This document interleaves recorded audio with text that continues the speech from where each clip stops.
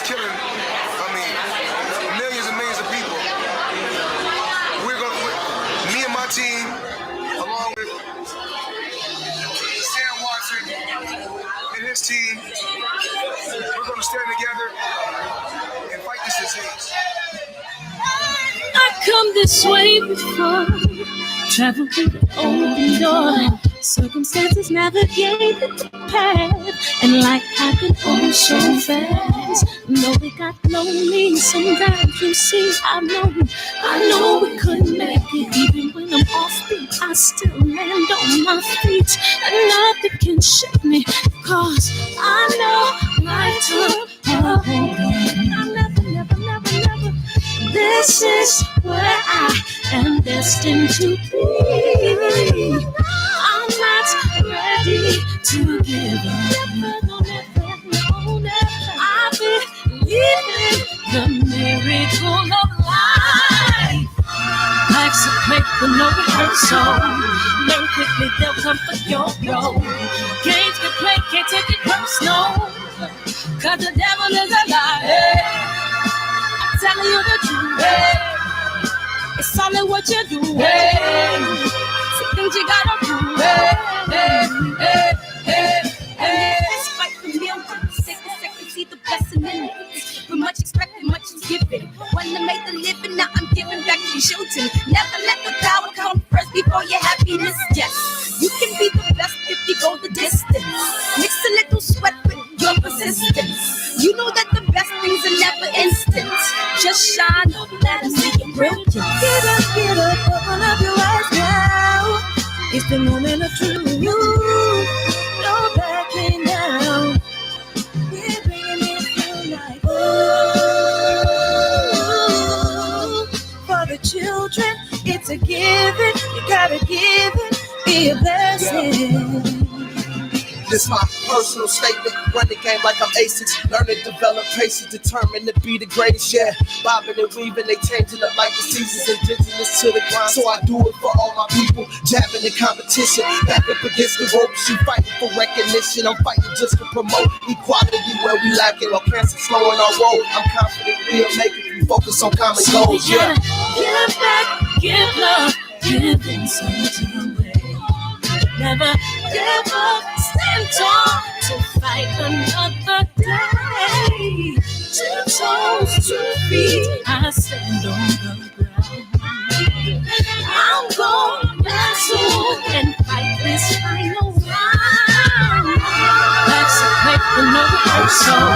Learn quickly, they'll come for your role. Can't take it personal, cause the devil is a liar. Telling you the truth, it's only what you do, some things you gotta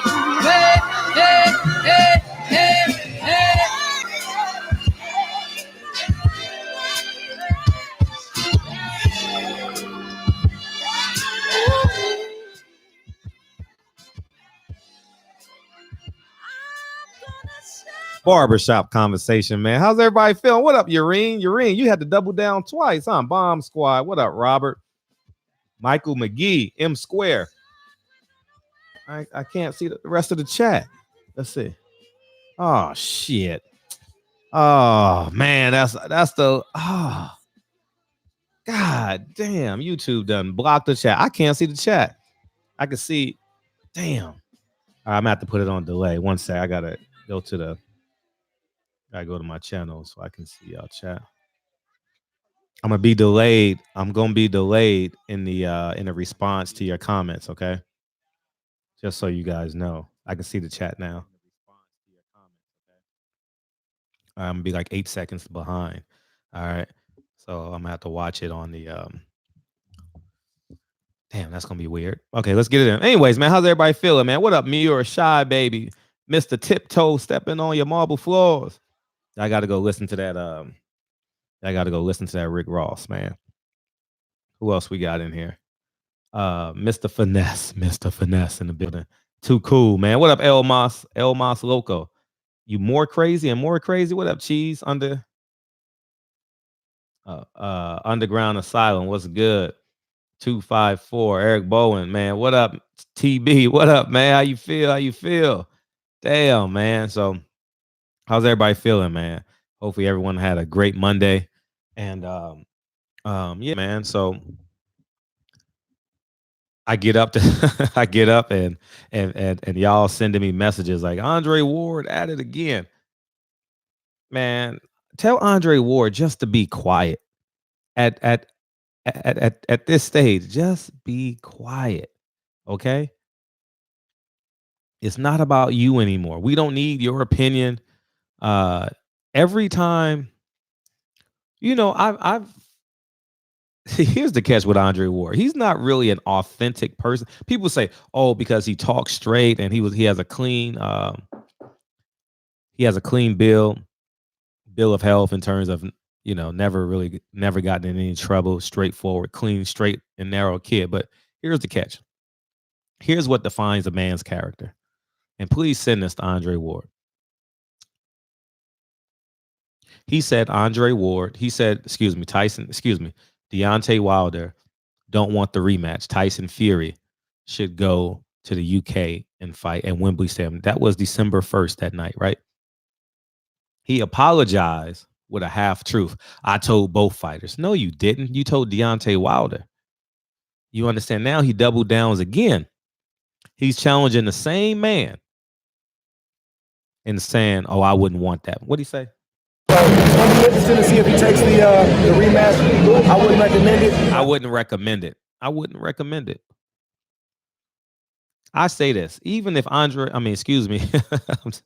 oh man, even if Deontay Wilder went in the ring with one arm, one leg, one eye, one ear, if he's entitled to that rematch, give him the rematch. You understand what I'm saying? He earned it. Man, you get to a point in your career. How about we talk about Canelo fighting? Who's he fighting? If Canelo shouldn't be fighting, you know what I mean? The people he's fighting, you know what I mean? So, man, we can go all the way down in history, man. But I think when we put in position for us to succeed financially, and this is just for me, I'm not even gonna talk about the integrity of Deontay Wilder. I mean, there's basically no need because we saw how the fight ended. So if you know how the fight ended, right? You know damn well Deontay Wilder wants the rematch. There's no reason to say you wouldn't recommend it. Well, he didn't ask for your fucking recommendation. Shit, go, man, focus on making sandwiches. That's what Andre Ward should really focus on. He just opened up a sandwich shop. Focus on being the Subway king. Focus on the right amount of mayonnaise versus mustard, right? Focus on that. Focus on, are you doing pieces of lettuce or shredded lettuce? All right. Know the difference between Swiss cheese and provolone cheese. That's what he should focus on. Okay. Smash the like button too. All right. So at the end of the day, man, Andre Ward, your opinion don't validate boxers, and obviously it's merely an opinion, but I believe that it's too much. It's too much, and when a black man has a chance to get 20 to $30 million just to show up, and he put in 13 years prior, get out the fucking way. All right, Canelo got 300 and. I'm not sitting here complaining about, oh, Canelo got 300. He got it. It worked. I don't waste my time talking about Canelo. When Floyd got 6 fights, 300 million per fight or something like that, I didn't complain. You know what I mean? Oh, he ain't worth that much. It's what you negotiate. You guys got to learn the difference. It's what you negotiate. It's not what you worth. All right. Kevin Durant's getting paid $40 million and he won't even play a game this year. So go figure that. You know what I mean? Baseball players. A-Rod got what? A-Rod got what? At his last 2 years, he was a pretty mediocre baseball player, right? And I'm a diehard Yankee fan. I ain't mad he got the money. You know what I mean? It's just it's just beyond my own understanding how I'm opening up the phone lines in a second. How we as a people can just stay in the way. You know what I mean? Why do we got to stay in the way? You know what I mean? Get out of the way. It took him 13 years to get to this point. I'll get you. It took him 13 years to get to this point, and now he's here. Let him get his money. All right. Deontay Wilder made it official. He's exercising his rematch clause. If I do call Deontay Wilder, it'll be sometime after Wednesday, Thursday. Well, it will have to be Thursday if I do call him because I got the kids through Wednesday. So, and if I do, I think 78 usually interviews him today or tomorrow. So I'll wait till Thursday and I'll reach out to the champ and then hopefully we can set up an interview. But outside of that, I'm just tired of people getting in the way. You know what I mean? I applauded when Floyd Mayweather, when I paid $100 at home. I forgot I got to go to this. I paid $100 at home. And I also, I had a credential for the McGregor press conference, and he came out with a ski mask on. I was like, man, you defeated the system. Yeah. I didn't say, oh, it's a shame. Floyd Mayweather shouldn't be getting paid $200 million. You know what I mean? He got it. He got it. Shit, get out the way. Get out the way, man. Yeah, Westside Boxing is where I go. Westside Boxing. I'm about 4 to 6 seconds behind. So on the comment. So bear with me, okay? And so it's just, man. So that's how I feel, man. That's how I feel, man. So anyways, I'm gonna open up the phone lines in a second. But anyways, I just wanted to remind you guys. I'm gonna remind you guys about Patty Dean's. Oh, here it is right here. You're gonna promote this all week. Go to her.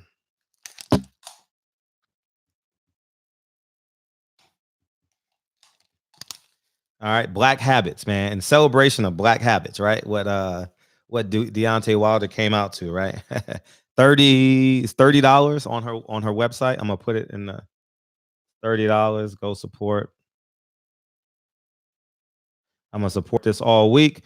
And if you guys got a black business, I told you guys I'll be glad to promote it for free. We're gonna promote it for free. I'm gonna promote it all night on my thing. So go support the medallion, the Black Fist medallion, Black Habits medallion. She should have did a co-promotion with D Smoke. That would have been dope. So yeah, man. DB, where your videos at, dog? So but the phone line's open, man. Let's go, man. I appreciate you guys tuning in. And yeah, go tell. Hey, what's up, man? Hey, Fred. What's up? How you feeling, brother? I'm feeling great. What's poppin'? Fred. So I just want to talk about the rematch. I agree with you. First of all, if AJ was entitled to a rematch, definitely Deontay's entitled to one. And I'm glad the brother got paid. And this is his second payday. But my question to you is, what does Wilder have to do? Show me a situation where Wilder can pull this off. What does he have to do? Be the athletic boxer that he is. You understand? Mm-hmm. I think that he obviously has to, because they know each other by now. It's no secret. I believe without getting hit behind the head, I don't think there's no way in hell Fury stops him. You understand what I'm saying? I think that he would have landed at some point within the 12 rounds. Does it stop Wilder? I don't know. I think he has to use the double jab. Obviously, he has to. Tony Harrison said he got to use more feints, and I would agree with that because people say he was bullying the bully, but it was. I would say half of it was due to the inactivity of Deontay Wilder, meaning he was just stepping back. He wasn't feinting. He wasn't shooting a jab because if you watch it, whenever he thought Deontay Wilder was going to throw his right hand, he got out of range. He kept his left hand up and stayed out of range, and tucked his chin behind his shoulder. So I think with all of that, and if Tyson Fury want to be dirty, Wilder be dirty. You know what I mean? Yeah. Now, another thing I wanted to look at, and I wanted to get your feedback on this. Mark Breland, Olympian, world champion. I mean, I love the brother to death. I came up, during that time with Breland, and he's been solid. He's been solid. Okay, this whole time he's part of the team. He's part of the family. I mean, what are your thoughts on that? I mean, do you move forward with him? Do you not move forward? I mean, I know it's a touchy situation, but I mean, what are your thoughts on the whole thing? I like Breland. Here's the catch with this boxing thing. not only do you get attached to the fighters, you get attached to the team. Remember when Jared Hurd fired Ernesto? That bothered me a great. I'm like, because I don't separate the two. Earl Spence, Derek James. It's life, so you move on, you adjust. So similar affinity that I have for Deontay Wilder is for JD's, is for Chris, is for everyone else on the team. Mark Breland. Yeah. I went to lunch with Mark Breland Thursday. So I mean, it's it's an internal conversation that they got to have, and I think the further they get away from the actual fight, the more common sense will go into effect. You can't leave the person who brought you to the dance. I mean, Mark Breland's been there, man, from the jump. And, I know it was a tough call. It's a political thing, but that's something they got to work out, man, because, you can't just blame dude, man. I don't know. That's just something they got to work out.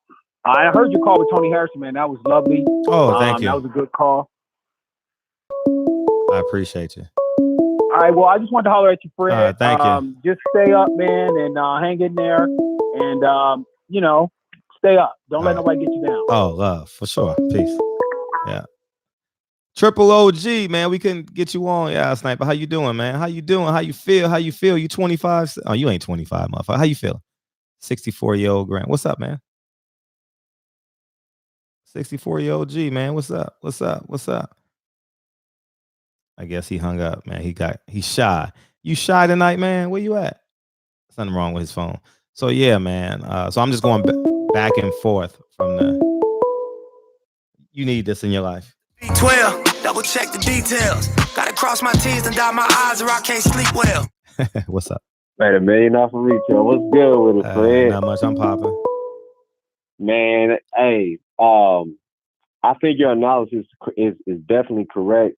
I thought that Deontay Wilder was gonna, you know what I'm saying, do his thing with the feints in the second fight, but like he said, coming from his own words, at least what I've been seeing is, he just said he just felt so weighed down and just felt that his legs weren't there because of the outfit, which that could have been something, but I think it was more about momentum and tempo. And a lot of people forget about how important momentum and tempo is in a fight. Of course, you still need to be able to adjust at the top level, a la Mayweather with Zab Judah, because if you look at, even though they're two different heights and everything, of course, because it's welterweight division or whatever, but if you look at the Zab Judah fight, right, he came out like a bat out of here, like out of a bat out of hell, coming straight at him, right, throwing a lot of punches, but Mayweather had to, calculate and go, okay, that's what he's doing. I need to counter that, or I need to smother, or I need to, put my hands up and pull guard and throw the straight right hand lead. And I feel like with Wilder, he's not a dumb. I get sick and tired of Teddy Atlas yelling out he can't fight. I'm sick and tired of Max Kellerman and Stephen A. Smith. Y'all never fought at the elite level. Shut the fuck up. Like you said, get the fuck out the way, bro. And if you're not trying to help or contribute, just shut up. But it seems like people have been waiting on this. But look, man, I just really feel Wilder needs to, same like you said, he needs to smother Tyson Fury as much as possible. And then every once in a while, he needs to throw down Tyson Fury's jab. That's something that I have yet to see Wilder do, is effectively parry Fury's jab. And, in these, at least I haven't seen it. Have you seen it, Fred? No, I get what you're saying. It's very important because Fury goes off a rhythm. And people are like, how? He don't got no rhythm. But trust me, the way he was fighting, it was a rhythm thing. The way he was going in and out, he knew Wilder's rhythm. He knew when he was going to come in. You could just tell he did his homework. Him and Sugar Hill, they studied Wilder to a fucking T. And the thing is, you have to adjust. Like, I just really feel like his coach needs to really sit him down and say, hey, if I can't help you, man, maybe you need to, the coach need to humble himself and say, maybe I need another coach for you or something, because you have to do something different. That's just the bottom line, And I'm not saying Wilder can't do it. I'm just saying, like, I just wish there was another person to maybe wake him.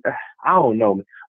Like, what do you really think Wilder needs? like actually needs? Like, do we need another coach? Do we need a motivator? I always say, and I mean, not always say, but I've been pretty consistent. I would add before I would subtract. Right. Because the chemistry of the team, you know, you don't want to lose. Like, maybe there's some duality to Mark Breland's job. You know, maybe he's more than just a trainer. You know, maybe he gets the sparring partners. Maybe he's in charge of travel. Maybe he's I don't know what it may be. So maybe you a la carte everybody. You're the mitt guy. You're the instruction guy.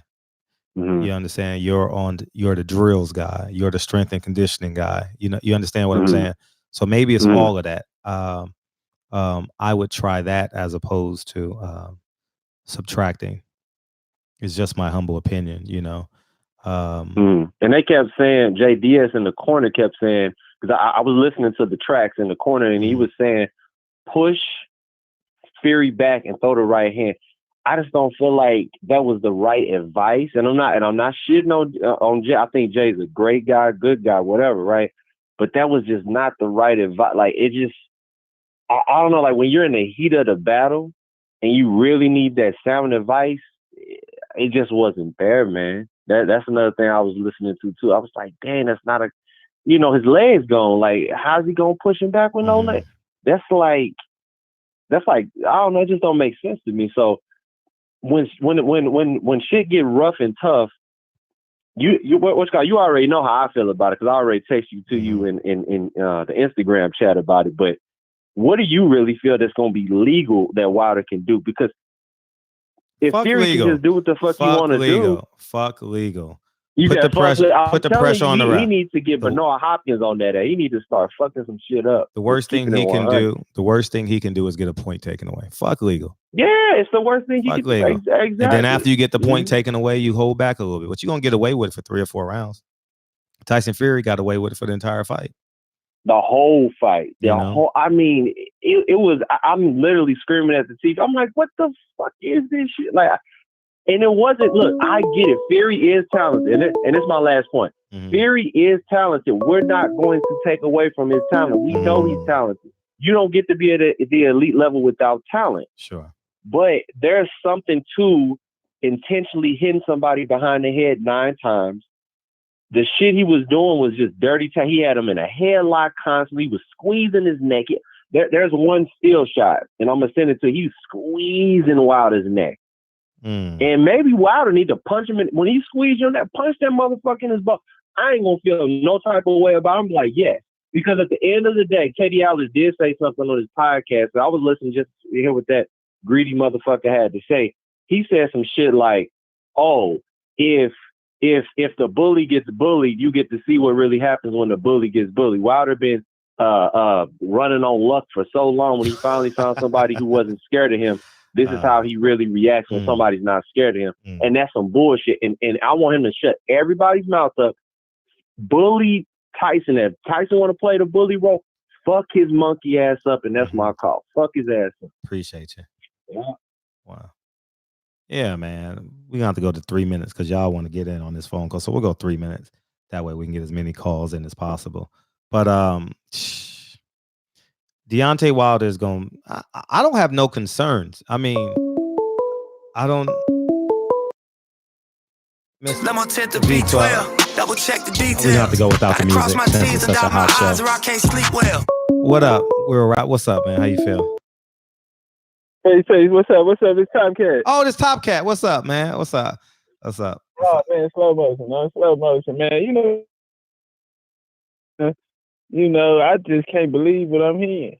These niggas really out here scared of this white boy. You hear these callers calling in? These niggas are really worried. I tell you something, man. You know, motherfuckers, they act like we trying to send their ass in there or something after this white boy. You hear me? God damn, my nigga, calm the fuck down. What you mean? What do we need, nigga? Well, goddamn, a nigga go out there, motherfucker, and goddamn have a good game one day, come back the next day, he can't get the ball to drop. You know what I'm saying? Goddamn, you niggas already, you know what I'm saying? Y'all scared. Don't put that shit on Wilder. You niggas out here worried. Maybe he need a new coach. Maybe he need all of this here. Just calm the fuck down, goddamn. It was a bad night. You niggas went goddamn believing in it.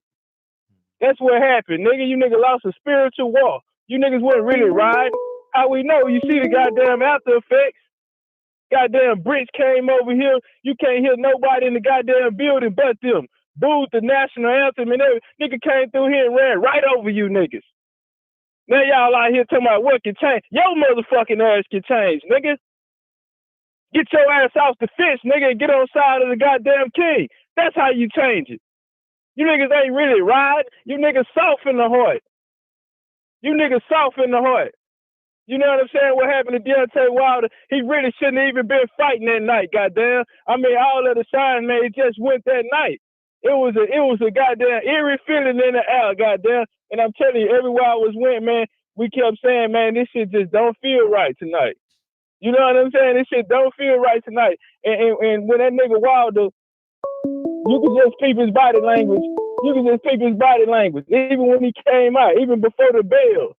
When they was saying, just look at it, you could tell it was something going on. This shit didn't even feel like real life, but I'm gonna skip off of that, man. And then Mercury in retrograde, right? Mm-hmm. Communication is key. Goddamn, the homie threw the towel in. Wilder mad because they didn't communicate with him. And now, goddamn, this nigga possibly about to be out of it. But I'm gonna tell you something, when you're going through a transition, homie, you have to be by yourself. All right? When you go into a transition, you about to go to a next level in your life. You're going to be by yourself. And guess what happens, homie? When you go into a next level, there's a lot of things can't go with you. And by Wilder losing, it's going to make him focus on self. He's going to have to go back himself, and there's going to be some changes around him being made. Why? Because they was needed. It didn't have to go like that if niggas really was believing him. If niggas would have showed a real force in the presence and goddamn had them bricks writing back home saying, hey, oh, goddamn, we got out here, man. You should have seen all the goddamn love and all the dedication and how they was riding for their king. Everything they was saying about Wilder was wrong. The motherfuckers do love him over there in America and all that. Came through that. It was the energy. Homie came here talking about momentum. Nigga talk about the spiritual momentum. You niggas got mopped over the board the whole way over the board. All right? Bricks came through this hole and rolled right over niggas. Took a piss on the goddamn concrete nigga and flew back to the UK. Fuck you Americans. Niggas better goddamn, and then motherfucker better stop before I leave. One more thing before I leave. Motherfucker better stop acting like Wilder ain't put Fury down twice, goddamn. Alright? Y'all better quit acting like y'all niggas went asking, talking about fire his trainer and all this type of shit. Then you niggas went running around there talking about what should he do? What should we do? Looking ass niggas. Y'all went on that shit now. And now look at you niggas. That's why I'm saying weak-hearted ass niggas, man. You know what I'm saying? You niggas went really there. Ain't nan shows, nigga. Sunday morning, goddamn Monday, nigga, nan shows. Look at your ass now, nigga. Stand up for the goddamn king, nigga. Help him get ready to lace up, nigga, and go back in the battle. Hold the motherfucking line, nigga. Really ride. Show up this time, nigga. Really put boots on the ground. Let them know you really riding for them. Niggas out here ready to go find a new favorite fighter and all this type of shit. Nigga, that's what the fuck happened. Appreciate your time, Mark, man. I'm out this bitch. All right, appreciate you. Yeah, I haven't went to anyone's channel yet to watch. I mean, it shouldn't even say yet. I haven't heard the critics. I saw them on Instagram because in my comment section and I get like these fake DMs from people that are like, you know, they create Instagram accounts just to hackle you.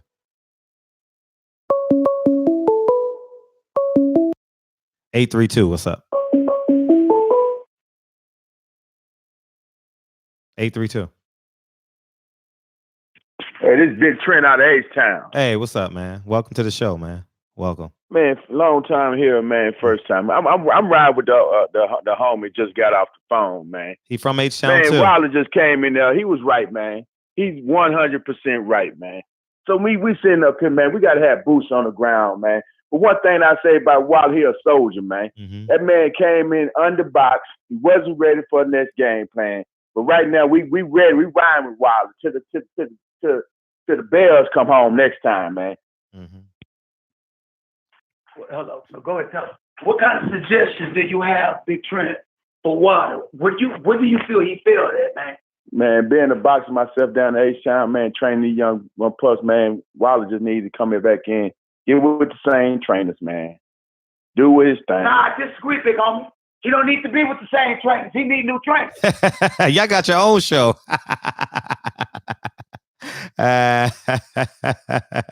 Y'all got your own show going on. That's what's up. Hey, man. Hey, what up, man? How you feel, man? You know how I feel. 55 sitting on 55 mil. I got you. What's going on with your show? You got all these motherfuckers calling in, all in their feelings, contradicting their feelings and shit, screaming and hollering. We hyped tonight. Like they actually lost something. We hyped tonight. Man, what was that night I was trying to get in, and at the end you say call back tomorrow. You didn't even do a live the next day. Yeah, I know. I missed y'all as well. Yeah, it's all cool. I'm just saying that's what the case was. But I had some important information, and nigga, you will say that shit now. The fight is over with. But I had something very important to say that night to where could have previewed motherfuckers for what the outcome ended up being. But I asked you the time I did get in. I said, "What's the update on Wilder?" And you said, "Oh man, he good, and he got something special." You said you had talked to him, correct? Did I talk to him? The week before I did, yeah. Right. So I guess that's what you was responding to. So what happened in between that time? Because he didn't look right. I don't know what happened in between that time. Okay. How could I answer that question?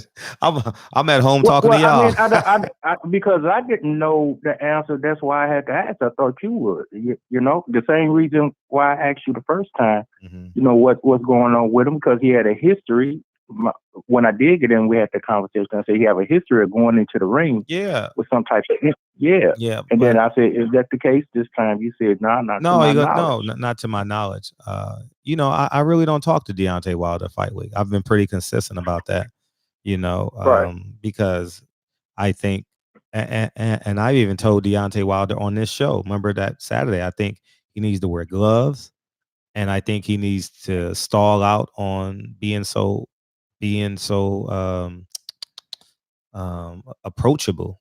You got to do a lot of PR, man, and you got to give energy. You get germs, spiritual warfare, and all that stuff going on, man. I just think that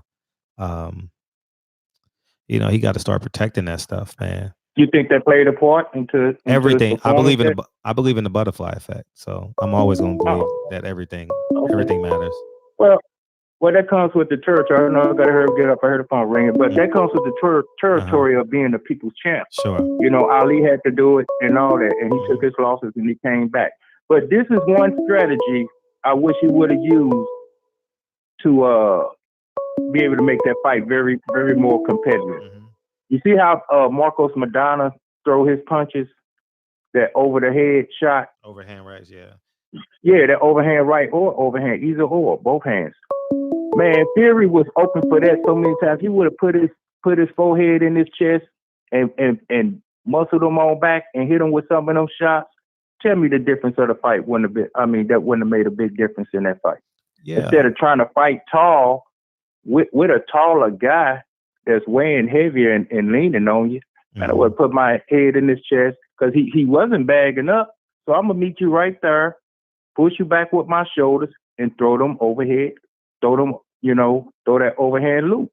Yeah, it's about the second or third round. That would have been my game plan. I couldn't. No, I couldn't agree with you more. No, you're right. I mean, there are things that Tyson Fury could have done different. I think that Deontay Wilder that showed up against Luis Ortiz can beat Tyson Fury. I don't think that there's any astronomical changes he needs to do. Obviously, be more active, change the levels of his punches. Maybe throw more jabs, feint a little bit more. Yeah, but those are just commonalities. Those are just commonalities in boxing. I don't think he needs to like uproot everything. He he needs to be honest with how he felt at 230 versus at 223 versus 212. I wanted to touch in on that, but if I could get back in, I'll call it. I did want to touch on this weight as well. But all right, shout out to the chat. Appreciate and y'all can't calm down. Y'all ain't lose no money for real. Peace, man. 347, what's up? Yo. Oh, what's up, Drew? What's up, Drew? I didn't even look at the number. I just looked at the area code. What's popping, man? Yo, listen, man. Just gonna make this quick PSA. Y'all coon ass, buck dancing, bootlicking, shoe shining ass niggas. Stay the fuck out my DM. Stay the fuck away from me on Facebook. Stay the fuck away from me definitely when you see me in the street. If you see me in the street. So I'll knock your fucking head off. You know what? I've been giving Bud a hard time, but you know something? He makes sense. And I'm not gonna hate on what he said, man. You know what I'm saying? There's a lot of turncoats in here. There's a lot of turncoats in here. Yo, listen, man.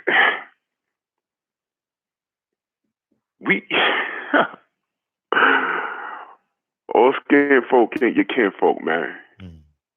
That's all I could say, man. I mean, the shit that I'm reading is that, some nigga with some weird ass name slid into my DM today on some faggot shit. Oh.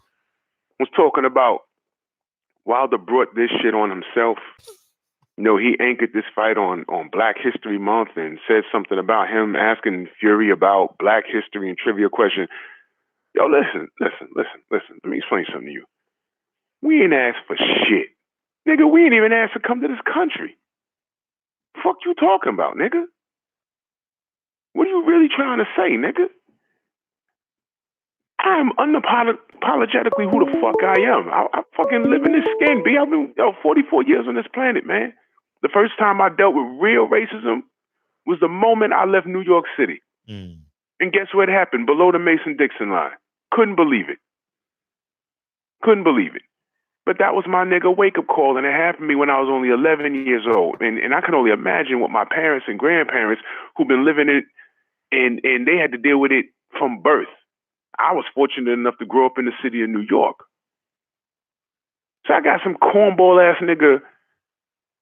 I don't even know where he came from. Nigga has no subs or no friends on Instagram, and he's telling me that, I need to calm down because Wilder asked for this, and he's parading around as a black man. I know this is just a UK troll.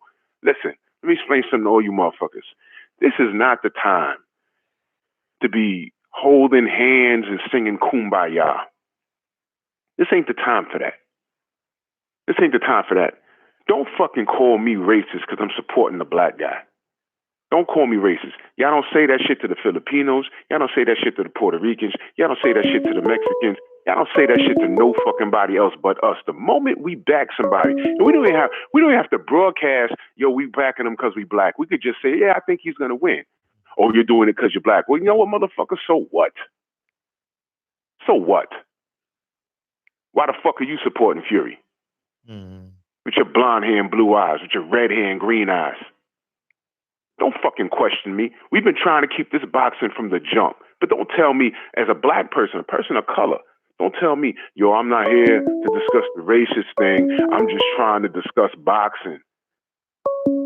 Yeah, you see the motherfuckers that are not of your race, they'll come to you and say, I fucks with you because you're one of the good ones. What the fuck you mean you're one of the good ones?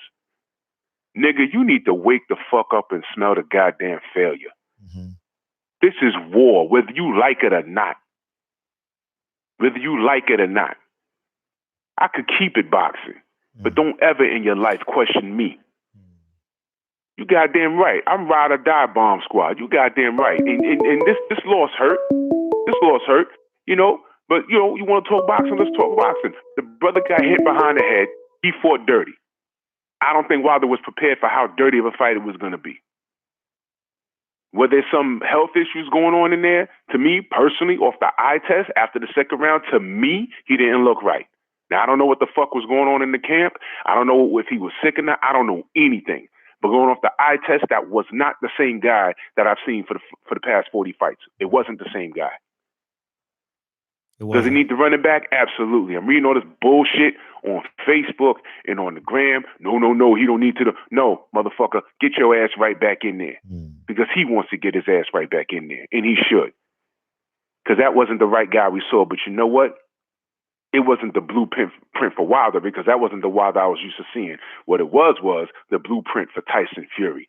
Now we know what he thinks he needs to do. Nice. And now he can prepare for it. I ain't gonna take up too much time, man. I'm just fucking aggravated. I just need to get that shit off my chest. Fuck y'all niggas. Fuck y'all turncoat niggas.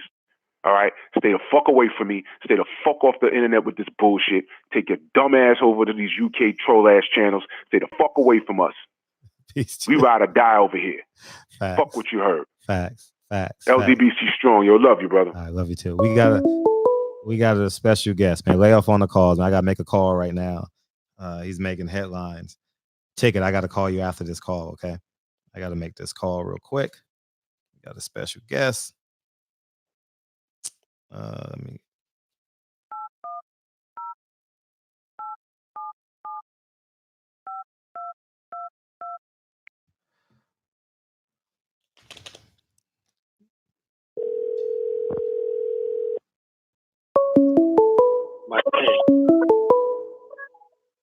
Hey, Andre. My man. How you feel, man? How you feel, man? I know, obviously, you want to chime in. Yeah, man of the hour, right? You hear me? Yeah, we hear you very well. But for those on the call, we got Andre Durrell on the phone, man. How you doing, man? I'm doing pretty good, man. I was at the fight. I attended the festivities, man, and there's something going around right now about Anthony Durrell being the guy who caused Mark Breland to throw in the towel. I would like to correct that and say it was me who told Mark Breland to throw in the towel. And when I tell you I did it for the entire leading up to the entire time of the round before he actually threw it in, that I believe it was me who caused him to do so. But I'm not going to say that because your phone is echoing. Do you have it on something? No, I don't. No, it's probably your phone. I got you through my program. Okay, yeah. You're not echoing on live though. You're definitely not echoing on live. Okay, all good. But I'm not gonna sit up here and say I caused a grown man to throw in the towel. We definitely have to think about Deontay Wilder's safety, and that was my main concern leading up to that for the 7th or 6th or 7th round. You know, Deontay Wilder was losing rounds as he went on. In fact, his best round was the 2nd round. Second round. You know, and he still lost that round, or that round kind of went both ways. But things were getting pretty bad for him. His ear was bleeding. Come to find out, it was his earring hole. You know what I'm saying? But I saw a lot of things going on, man, and I didn't like it at all. I was very fearful of Deontay's health, and I needed him to stop that fight, man. But we all know, man. Listen, man, Deontay has the punches of gods, man. Man, one of the strongest men in the sport. And when it comes to boxing, he's on top of the list of one of the hardest hitters in the world. You know, not in America, but in the world, man. And because we can always rely on that punch, we can look forward to it.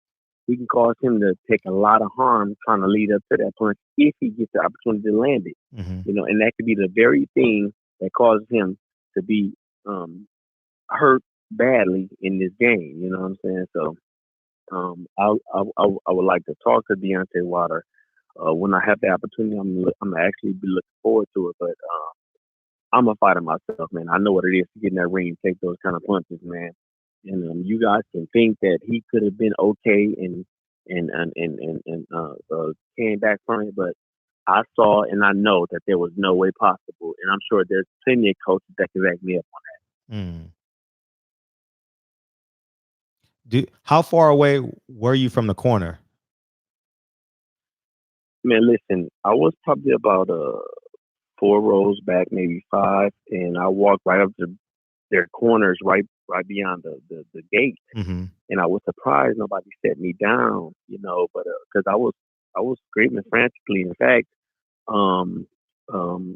Kevin Hart's baby mama, his ex, she got up and she kind of started spewing off until I gave her an understanding. She was apologizing to me. Steve Harvey came to me and said, "Listen, man, what you did, you possibly saved his life, man. That was a noble thing you had did." Some other credible guys came up to me, other boxers came to me, gave me love, gave me that, like, bro, what you did was that was some real shit you did. You know what I'm saying? And then other fans and whatnot walking past, but you had to see that there was nothing, and I mean nothing, that man could have done. And of course that punch is possible, but there was no way in hell he was going to land it. Why? Because he didn't have the momentum. He couldn't even step forward. He backed Deontay Wilder up the entire fight. Something that's it's not easy for Deontay Wilder to fight backwards. I mean, I'm not going to say he can't fight going backwards. I'm going to say I never seen him do it. And he had no momentum at all, man. Nothing was telling me that things were getting better for him. So once I saw the punishment continue to go on, and in fact, that round I would have made the most money on the betting odds because I bet on the fight. You know what I'm saying? I bet he would knock him out. And that round I would have got the highest amount if he would have lasted that round, but he lost. So I'm glad I made that call. I didn't give a damn about the money, and I put a lot up. You know what I'm saying? So it is what it is, and I care more about the safety, but about the man than the fighter. Gotcha. What would you say to Deontay Wilder if you had the chance to talk to him? Because he's somebody in his camp is listening, guaranteed. Man, listen. My main problem in my life has been I wear my heart on my sleeve. You know what I'm saying? I give my family all the attention in the world. I'm here for them. You know what I'm saying? I listen to their problems. And my friends aren't exempt. So he might be against it. He might be mad at it because I know he's mad at Mark Wheeler for it. You know what I'm saying? But straight up, man, be mad. Shun me, do whatever you want to do. I honestly don't give a fuck. You know what I'm saying? Saying it coldly. You know what I'm saying? But I just need him to understand I only cared about his safety. I was so pissed in there that it damn near brought me to tears, man. Like, that's how hard I was screaming. You know what I'm saying? And I'm just glad I actually reached out and did that, even though I put that idea in his head. I saw him over there talking to JD, you know what I'm saying, which I believe, if you're going to fire somebody, fire him. You know what I'm saying? Especially how he spoke about Mark Wheeler doing it on his own, throwing him under the bus like he did. That was scandalous as hell. You know what I'm saying? But I just want Deontay Wilder to know that I care about it. But he know me. He know I am. He know who I am as a man. I'm always been a good dude. Ain't nothing fake about me. You know what I'm saying? I care solely about his safety. I had my wife reach out to his wife because they got each other's numbers, you know what I'm saying, in hopes I can get a call back, but haven't heard from him yet, and it just had happened actually, you know what I'm saying. So, but yeah, man, I just want to let him know, man, that I just cared about his safety. That's all. You live, fight another day, man. Listen, today wasn't your night. Blame it on whatever you want to blame it on. He came in 12 to 15 pounds heavier. It could have been that. He wore a 41-pound suit. It could have been that. It was an off night. It could have been that. It wasn't Mark Breland. That's a guarantee. You know what I'm saying? Mark Breland, top of that fight, he cared about his safety. JD's was just following the rules Deontay gave him. If he dies, he dies. Forget the kids in his life. Forget his family. If he dies, he dies. He's willing to go out on the field. That's the boxing not thinking to me. You know what I'm saying? We're bigger than boxing. We can only do this as young men. We have the rest of our lives to live after that. You know what I'm saying? So tell me if you want to, you know what I'm saying? But all I cared about was your safety. And I put that idea in his head, and I'm glad I did. What did you see did you see anything change after the first knockdown, and was that punch behind the head? Yeah. So this is the thing. I saw the fight getting better as the rounds went on. Nothing got better for Deontay. I mean, if anything, he probably landed one or two more punches in the last round. You know what I'm saying? And the punching in the back of the head, Deontay Wilder was leaning to his right. He was to move from the punches, put the punches right in the equilibrium, or some possibly in the back of the head. Some could have been done intentionally, most weren't. But that's what we do. We'll kind of turn our head to prevent getting hit, and then you get in the back there. We complain as well. Deontay Wilder wasn't doing no complaining. He didn't give a, he didn't give a fuck. That was the last thing on his mind. You know what I'm saying? But at the end of the day, you take that many punches back there, You know what I'm saying? That's how one of the cats died, taking those kind of shots in the back of the head. But you take punches in the back of the head enough, but you can fall out and that could be your last night. I'm sure Patrick Day didn't know he was gonna die when he stepped into the ring. You know what I'm saying? And then leading up to when it happened, he wouldn't have told my man to throw in a towel or whatever. You know what I'm saying? Like, it's just très bizarre. You got to save us from ourselves. You know what I'm saying? Sure. Like, my last fight with Uzbekistan, when I got stopped in the 7th round or in the 8th round, or 9th round, when Sid and Virgil was suggesting they throw in the towel because they ain't never seen me get hit like that. I'm gonna say it like this. I ain't never got my ass beat in a fight. I lost that fight to Uzbekistan. I lost. Like, I damn near got my ass beat, but that's just me saying that I got hit more than I ever have in a fight. Sure. I ain't never just got pummeled in a fight. You know what I'm saying? But at the same time, my mind was mentally there. And I wanted to keep going. And I'm going to say this. I wanted to stop. I did. But I'm like, fuck it. I ain't going to stop. I'm going to keep going. Like, if it's my time, it's my time. You know what I'm saying? They had to save me from that. They had to make that final decision. And they did. They got to save us from ourselves. That's their main job. They gave them everything they could the past 2 months to get in that ring and get the job done on fight night. Sure. Other than that, save my life. If you see me in danger, step in. We'll deal with the consequences, man. It's just simple as that. Do you think that how much of what percentage would you say you impacted the decision of Mark Breland? Because that's what's going on. Listen, I don't want to take. Listen, I don't want to. Listen, we're men. We're leaders, man. We're leader of the packs. You know, our families in life. The man is the head, not the tail. You know what I'm saying? So nobody should be able to influence your decision. You know what I'm saying? But Mark Breland looked at me one time in that entire round. And when I say he jerked that towel, he asked JD's again, and JD's are starting to shake his head. You know, so I'm still wondering why they let me stand there, but they are.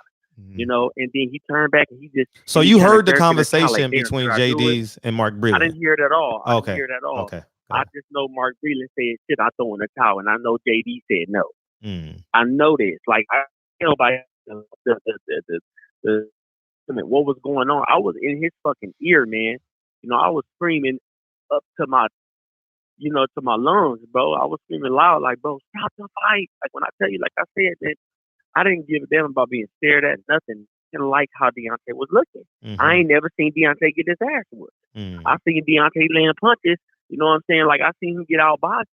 Luis Ortiz was outboxing, but he landed that pretty ass shot at the end, didn't he? It's almost like he saved that up until the end. He was calculating. He was there the entire fight.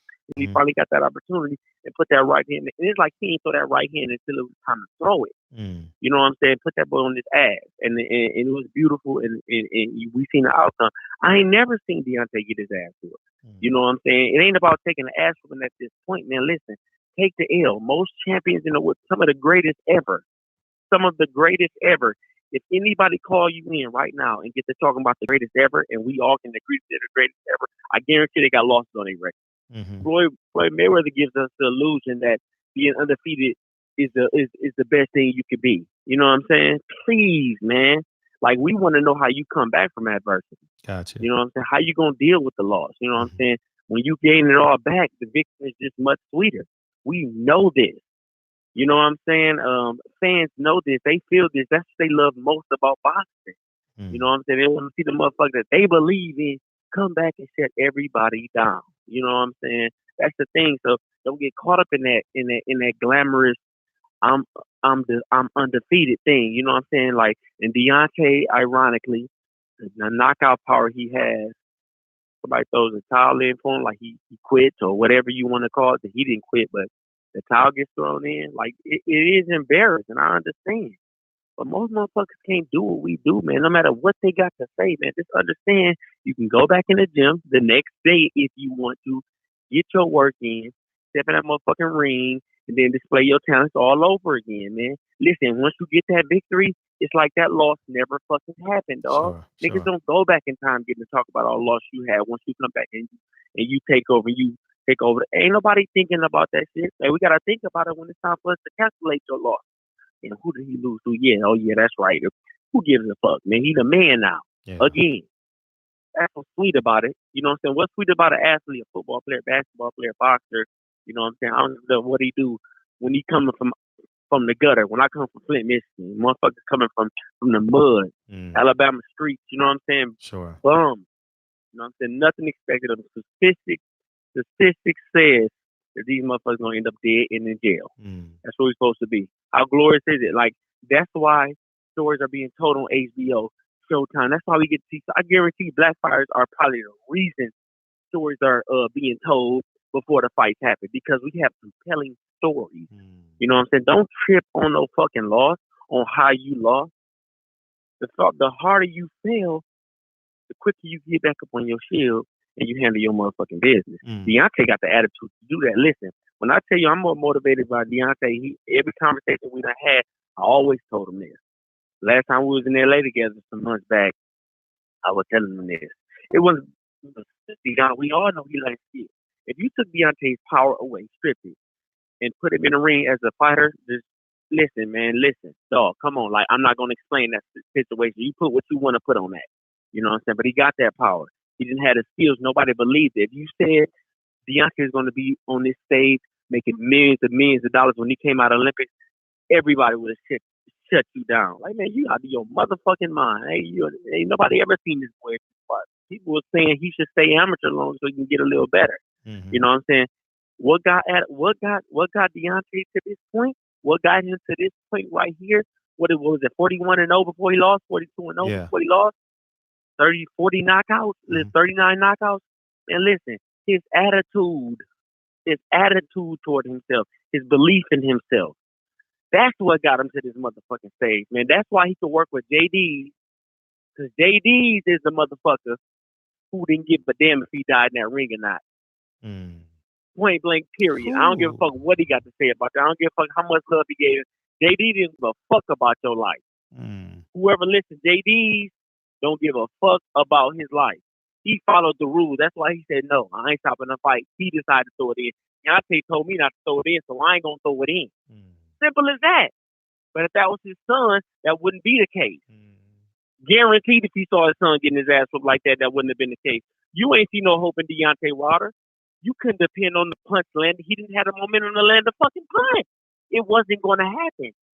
It was not going to happen. Not that night. That night belongs to Tyson Fury. Period, point blank. This time around, him coming back is dangerous. It is dangerous, but is it possible? Hell yeah. Why? Because he got the attitude to do so, to make it possible. He got the thunder in both motherfucking hands to make it happen, to make it possible. You know, he got the determination to make it happen. Be mad at me, brother. Hate me, brother. Shun me. Do whatever you want to do, brother. But I swear to God, if it was me that caused him to throw in that towel, I feel like I saved his life. Or saved him some type of damage. Not saving his life, but saving him from some type of damage. Period. So was his because I left my ringside seat because I knew too many people and I got tired of talking and I got anxious and shit. Similar to you, but I just went up. I went into the 100 section and just sat in somebody's seat. Could you see I just couldn't take it. Could you see how fast was the decline in Deontay Wilder? So let's say he's at 100 at the second round because he won it, right? Yeah. What was the decline, would you say? Where was he at? Tyson was getting better and better. Where was he at the seventh round? Better every round. Man, okay, so the decline, you say it went from 80%, 60% the next round to 40%, and to no chance the last 3 rounds. In the last 2 rounds, I'm gonna say no chance the last 2 rounds. Like, the shit was just too devastating. Where his face getting marked up, you know what I'm saying, swelling up, ear bleeding, you know what I'm saying. Turns out it was just a hole in his ear, like I had said. But I didn't see nothing, bro. Like, he didn't have nothing. You know what I'm saying? So I'm gonna have to just leave it at that. That was the decline. You know what I'm saying? It was nothing left in the brother, man. Simple as that, man. And he just have to take it as that. But us saving him from 6 more potential rounds of beating, you know what I'm saying, it's gonna cause him to be able to get in the ring and do whatever he's gonna do next. Yeah, he got opponents to choose from if he don't want to take the it could be his pride talking right now. He might come to his senses in a few days, pick Mark back up. Hopefully he drops JD's, because I ain't got no love for JD after what he said about Mark Breland, the gold medalist former world champion. You know what I'm saying? At the end of the day, you got to understand that that Mark Breland made the right choice. He made the choice for his fighter as a man. He's a fighter. He made his choice for Deontay as a man, as a father, as a husband, as a friend. Period, point blank. We got to know that. You know what I'm saying? If it's something else that's been the issue with Mark Breland and him, and that was the straw that broke the camel's back, the motherfucker, you got to go. But you might want to think about bringing somebody else in quick. Put Buddy McGirt in that situation. I guarantee Buddy McGirt would have said it in the same goddamn thing. Yeah. We've seen it. You know what I'm saying? Put Virgil Hunter in that situation. Guarantee would have probably did the same thing. Freddie Roach in that situation. Guarantee would have did the same thing. John David Jackson. I mean, you name them, bro. Ronnie Shields. Listen, man. What I love about us as a people, black people, we have morals. Not to say white people don't. But listen, when it comes to ours, man, you just got to care a little more, man. We got to push a little harder. We got to care a little more. You know what I'm saying? Like, I agree with my mans in them. Like, these niggas talking with anger behind me who just had the phone.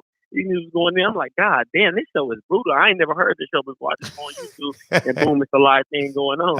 I'm like, shit, anything goes to this motherfucker. You know what I'm saying? But I understand exactly where the motherfucker's coming from, dog. Like, we show ourselves too much fucking hate. All the niggas in the UK is getting all the love, dog. America's so fucked up when it comes to supporting one another, man, because we so caught up in status, the fucking dress code. You know what I'm saying? I go to fucking, I hate to say this, but I go to Looney Tune ass Atlanta, man. Ain't got nothing to do with the gay niggas, nothing at all. It's got everything to do with all these niggas and all these colorful ass fucking outfits looking like a fucking college fraternity or some shit, man. Like, it's ridiculous to me. You know what I'm saying? Like, we all stuck on status. The more change you got on, the more status you motherfucking got. Like, I'm just a man. I'm just something morally different. You know what I'm saying? Simple as that. You know what I'm saying? But we got to do better as a people, man. Straight up. We don't show each other enough support. Like, America is a melting pot, but the biggest, it is mixed with different cultures. But niggas still got to be there for niggas, dog. We still got to show each other love. There's no reason for me to have to walk past a nigga because I'm dressed better. Or no, I'm sorry, because he's dressed better. Sure. I wanna look the other way because I don't want him to think he's stunting on me. If I walk past you, motherfucker, what up? How you doing, my man? My nigga, you know what I'm saying? Yeah. Fly, whatever. They ain't dick riding. This all we do as a people. We got something to say. That black hate is real, man. And it was put in us at the end of the day. You know what I'm saying? So we just gotta support each other more. So I feel these niggas that was talking behind me, man. I feel these niggas 110% on. We gonna figure out a better way to support one another. I was in there, I was saying the same thing. Like, how in the fuck? I was sitting next to Tyson Fury's cousin or uncle or whatever. He was old as hell. You know what I'm saying? And we was kind of bickering, going back and forth. But he pointed out all the groups of the motherfuckers who came to him. And we can live in the same goddamn. In fact, in the city or the state you from, that's where you get the most hate when it comes to niggas. You know what I'm saying? That's the craziest thing in the world to me. You know what I'm saying? I get love from Flint, but not enough. Gotcha. You know what I'm saying? That's why I had to pack up and get the fuck out of Dodge. You know what I'm saying? But I love my people. I love my city. I'm just trying to show them a different light. You know what I'm saying? But that's what we got to do better as a people, man. Have you spoke to Mark Breland at all? I haven't, man. I wouldn't apologize. I'll be thankful for what he did. I tell him to hold his head up if he does get fired. You know what I'm saying? Because he probably already is. But Deontay gets a while to kind of sit back and contemplate on things, man. And yeah, no, I haven't talked to Mark Breland yet, man. But I just tell him, man, just look forward to something else. You plan on being here, man, because you might get a call, man. Simply, you know, simple as that, man. He is a hell of a coach, man. And I think he got him that knockout when he knocked out Ortiz? Luis Ortiz, man. Yeah, when he knocked him out, man, it had to be Mark that gave him that pace. It had to be Mark that gave him that pace. The man's a gold medalist. The man's a boxer. You know what I'm saying? Like, the way Deontay lined up that motherfucking 1-2, bro. It's like he waited on that the entire fucking time. That was the craziest thing in the world. Man, listen. You hear me? That kind of patience don't come from a man like JD's, bro. It don't come from a man like JD's. I don't know his background, but I guarantee you I guarantee you, this man ain't pushing nothing harder. Listen. The skill set the potential skill set he could have, it came from Mark Breland. When did he bring Mark Breland in? Can I ask that question? Do you know? Was it after the Olympics? Yeah, So he brought him in professionally. I He think brought so. him in Yeah. professionally. He I had him believe every so. fight. I believe Okay, so. yeah. He's doing all the technicalities for Mark Breland. He can hold. I mean, JD can hold the mitts all he wants to, man. And I'm probably downplaying him more than I should.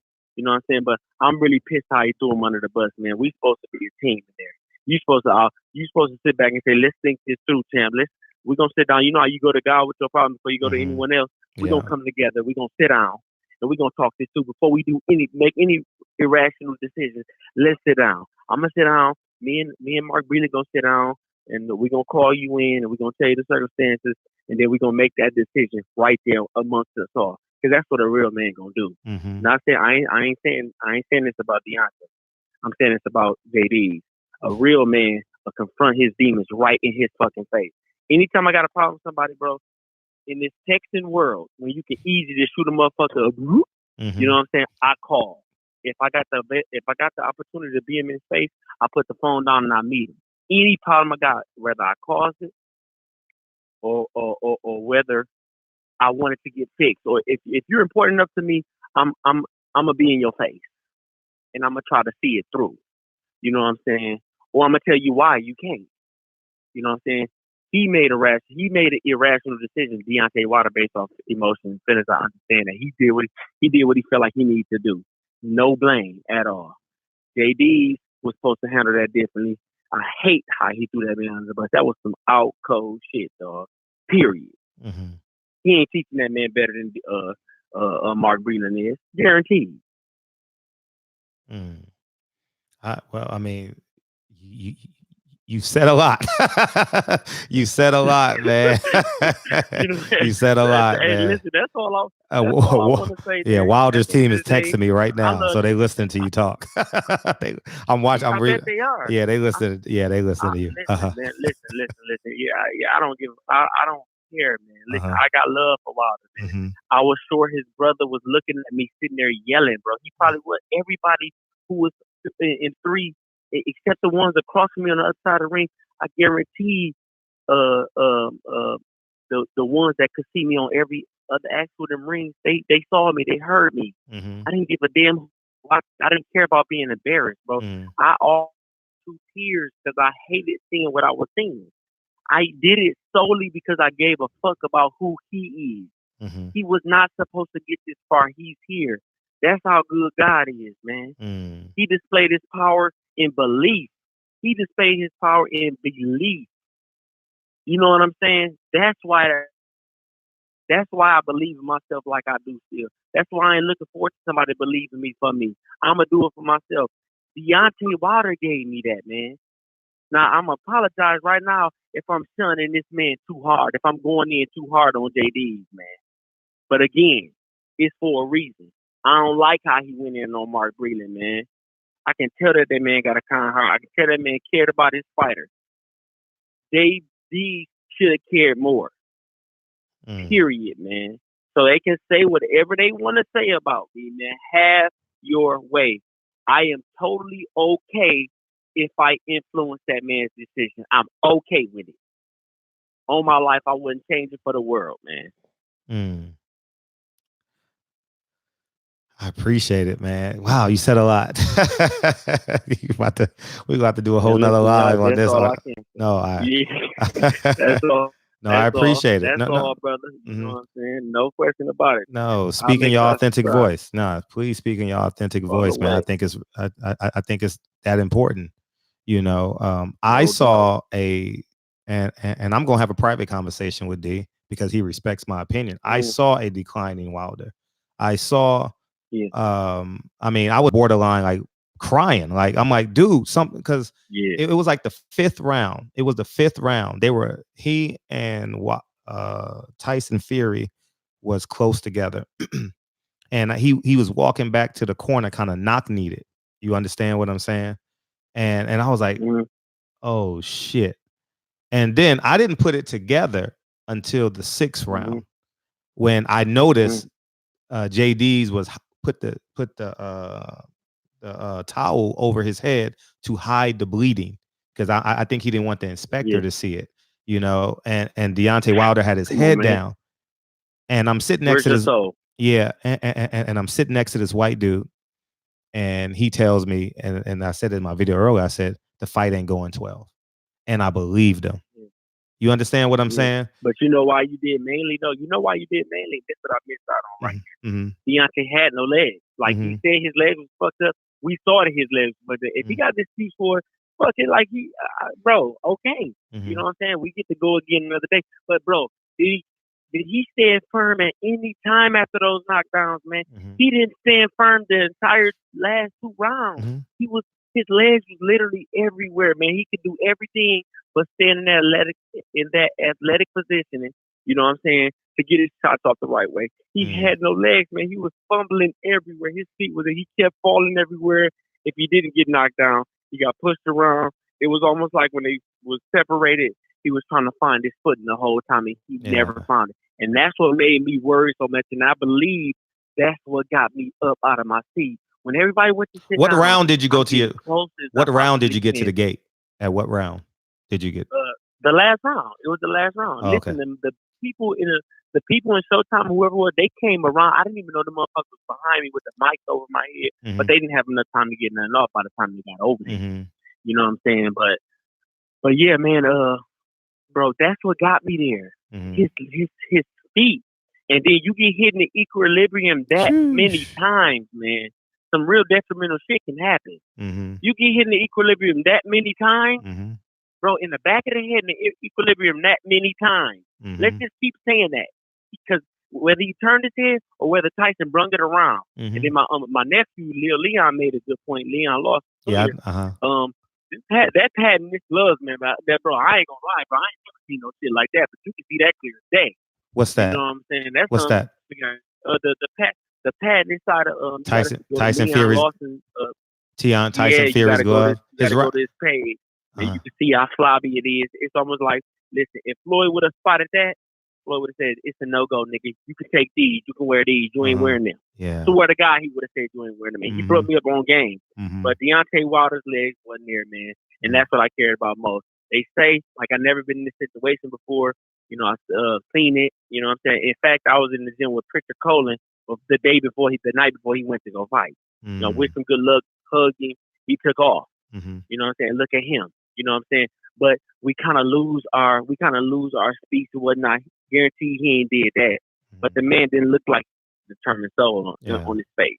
You know what I'm saying? Legs told it all. You can't find the center of gravity to stand still and get in that base. He couldn't even find the center of gravity to stand still and get in the boxing base. He could not do it. Again, he could not do it. Let's put up that fight. Let's put up those rounds and show me where that man stood firm to get ready for whatever Tyson brung his way, to get ready to slip, to get ready to roll, to get ready to step back. He ain't had no footing. It's almost like the man just had no hips. So he ain't got the hips to stand strong. To even stand strong, how you gonna let loose the power when that shit come from your legs? That shit come from the bottom, brother, all the way up through the back, up your ass, and out your motherfucking left hand or right. Pick one. Gotcha. Pick one. You feel me? Yeah. Like that shit comes from your legs. Deontay proves that bar none better than any fighter ever has in life. One punch. Luis Ortiz is having his way pretty much in one punch. Ended it all without a warning. That came from the legs, brother. He couldn't even get back up. That motherfucker hit niggas, man, where niggas didn't even know where they was, what day it was, what their names was, who their coaches was, where they was at. Pick and choose, man. That man got undoubtable, dumb, godly strength, man. Godly strength. He didn't have the legs to let that strength go. That's what made me say what I need to say. He had no legs, man. Everything is done with your legs, man. Every punch you throw, you got to use your legs to step the jab. You might want to step forward when you throw that jab, but when you listen to that big cannon, motherfucker, when you bringing it around the corner like that, your legs got to do the same thing. When you drop, your whole body drops to the left or to the right. your leg kind of coming up and it's turning in and it's pivoting because the legs is being energized. I've seen sports science, but I know because I feel it. It's being energized and it's riding up your leg and it's coming and it's bringing to your left or your right and you putting the nigga down. You putting the nigga down, man. You know what I'm saying? You putting the nigga down, bro. Deontay Wilder got mad strength, man, and it all comes from his legs, man. He didn't have no legs, man. Say what they want about me, man. But I got love for Deontay. He gonna feel like he gonna feel. Bro, he probably hate me for it. And I was already wondering that. That's why I'm trying to reach out. He probably hate me for it, bro. But I'm okay with that, man. That's on my life. I'm really okay with that, man, because I know that night was his night, and it could only got worse. When you're young and you got years ahead of you in this game, when you're at your peak, man, listen, there's more opportunities to be had. We always looking for the comeback because everybody in America is looking for you to lose. They all want you to lose. Motherfuckers, I don't trust nobody when they come to talk about something. I believe in you, man. I thank you. Thank you for the encouragement, for the spirit of the moment, talk for the boost the energy. But bro, like, can't nobody believe me like I believe in me. Boxing a brutal sport, man. You see all them fucking memes that went out? Yeah. All them memes, man. Listen, motherfuckers got to show me memes, and I couldn't smile one time. I'm like, God damn, these niggas throwing memes out already? Like, come on, man. Are you okay with it already? These motherfuckers quick for it. It's like they do this shit before it even starts. I don't even know how motherfuckers get so creative with these memes, but they nasty with this shit. If this was in Roy Jones' era, Riddick Bowes, Mike Tyson, man, bro. God damn, champ. God damn. You know what I'm saying? But you live to fight another day, man. Yep. You get to show the whole entire world. You ain't got pay-per-view. Listen, you ain't got pay-per-view, motherfuckers got fire sticks. So they still gonna see the fight. The poorest motherfucker in the game gonna see the fight still. He might see it for free. You know what I'm saying, but the poorest motherfucker in the game gonna see you with some ass thanks to the fire stick. Thanks to motherfucker sending it in his way. Thanks to motherfucking invite to the crib. You ain't have to put $1 in on this pay-per-view. Just come on in and watch it. Anytime I have pay-per-view events, I want to come on over and watch it with me now. Ooh, you ain't got to give me nothing. You know what I'm saying? It's a million different ways to break the code and watch a motherfucking pay-per-view fight, man. That's free. Free. For me, it's free. But I pay. Yeah. You know what I'm saying? But that's what I'm saying, man. Like, bro, like, Deontay got the attitude for it, man. If anybody was made for this shit, it's Deontay Wilder. Again, if anybody is made for this shit right here, it's Deontay Wilder, man. You prove with attitude, man, and determination that you can do any fucking thing you want to, man. He does. You're absolutely right. I don't care what somebody got to say about you. I don't care what somebody got to say about me for that. I don't give a fuck. I could care less, man. All I care about is that man so he keep inspiring me. That's it. Said a lot, as I keep saying. You might want to listen to the rest of the show. You got some people that's pro you and anti you, man. So oh my God, I already know it's coming, man. I'm so used to it, man. It ain't no thing, man. Listen, man. People hated Jesus, man. What the fuck do I think I got coming? You know what I'm saying? Like, I listen to Kenny G. He's a saxophone player. You know Kenny G? Yeah, very much so. Man, listen. I read a comment on him that was so hateful I couldn't. But I said, motherfucker, he plays the saxophone. He don't do nothing else to play the saxophone, bro. How you hate on nigga that play the saxophone in well? You know what I'm saying? Like, we ain't got nothing coming, man. It comes with the territory. Listen, I might have got in there. I might take a loss. You know what I'm saying? I got 3, by the way. You know what I'm saying? But my question to you is, when are you gonna step in there and show me how it's done? For the ones who got something to say, you know what I'm saying? That's the real shit. That's why we got to ignore it. We don't acknowledge it. You know what I'm saying? So they gonna feel how they feel, man. They gonna agree with some things that I said. They gonna hate some things I said. But I cared about that man's safety. Let's go off that principle and that principle alone, man. So I could have made the wrong decision. You know what I'm saying? But at the end of the day, I knew I feel right with what I did because of the possibilities of what could have happened in that ring that night. It would have went 2 minutes longer. 2 minutes longer. You know what I'm saying? So I just hope I did make the right decision, but we'll never know if I did. Yeah, we'll never know. We'll never know. And he gets a rematch. You know, he got the rematch clause, and this summer he's gonna win that fight. And guess what? They're gonna do it again next February. Break the tie. Yeah, absolutely. And they make $120 million walking away. Get it done. Yeah, He's you know. You're gonna have enough termination to get in that ring and get the motherfucker done, man. Mm-hmm. And I swear to God on that, man. And I'm pro Deontay on that too. Mm-hmm. He proved us wrong this long. Oh, shit. Yeah, that's it, though, bro. I appreciate you calling, and I'm glad you. I'm glad you. Yeah, to hear your perspective. I had to. Much love, bro. I appreciate you, man. Yeah. Yep. I'm actually glad he called in, and the reason why I'm glad he called in because everyone has the right to defend themselves, right? And let me get this off, and then I'll call you Ticket. Don't forget, Gold Plated Fist medallion. It's right here. Click the link. You got to support Patty Dean. She's in the chat somewhere. So feel free to hit her, click the link and buy one of these. They $30. Support her. We're doing a business every week. All right. And we're going to support on the channel. Every man has a right to defend themselves. Okay. Whether you agree or disagree. And I'm going to go on record and say this. Deontay Wilder, I had so much anxiety. Man, my anxiety was at the highest it's ever been in a fight. I can't make this shit up. It was like the 4th or 5th round, and you guys can watch this. And I just told Darrell this. He was knock needed. And I'm like, why is he knock needed? Deontay Wilder shouldn't be knock needed in the 4th or 5th round. And I also, when he got hit with the right hand to the body, I didn't think he should have responded. His body should have responded in that manner. You understand what I'm saying? I thought that there was it was something wrong. And I'm watching it. And I'm the guy. I don't want Deontay Wilder getting up off the canvas. I don't want to see that. I have no desire in looking at something like that. You understand? Does Deontay Wilder have a chance? Yes, he has the power from God.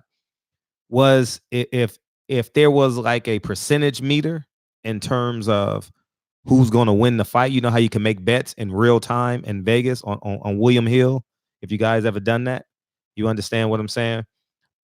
It would have been leaning heavily towards Tyson Fury. You understand? Does he and Dre even said, like, y'all heard Dre call in last night. I'm glad you brought that up. He would not have regained his balance in those rounds. Okay.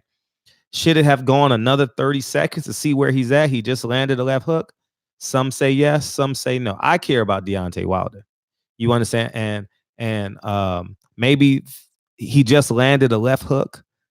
Maybe you can let it go a little bit longer there. But the percentages say he's not going to win the fight. He got a chance. Does he land the left hook, pivot out, shoot the right hand? I don't know. You know, he was down on the scorecards. That doesn't matter to Deontay Wilder, but I care more about the man. Maybe the towel was, you can argue, was 30 seconds prematurely. You can argue that. If you want to be like real technical, you can argue that maybe 30 seconds, see how Deontay Wilder responds after he lands the left hook. But if the towel is in the canvas, Mark Breland threw the towel in before the left hook. You understand? And so that's the truth of the matter. And also keep in mind, Mark Breland is looking at Deontay Wilder in the 6th round. You understand what I'm saying? And I've never seen Deontay Wilder put his head down in the corner. I've never seen it. Even when he was, even after the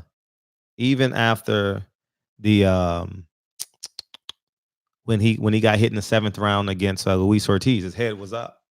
And I could see him meditating. I don't know if he was. You guys, I've asked D this. He was meditating. You understand what I'm saying? Ticket, relax. I'm gonna get to you, dog. I'm gonna get to you. Okay. All right. He was meditating through the whole process. You understand?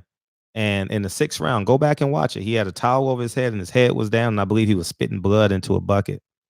You understand? And you could see like knots on his thing. And I thought it was a broken jaw. I was like, oh shit. He has a broken jaw. You understand? And to come to find out, it was a ruptured eardrum or something to that effect. And Dre said, called in last night and said he wouldn't have recovered. You know, can you let it go 30 more seconds? Maybe you can let it go 30 more seconds, you know.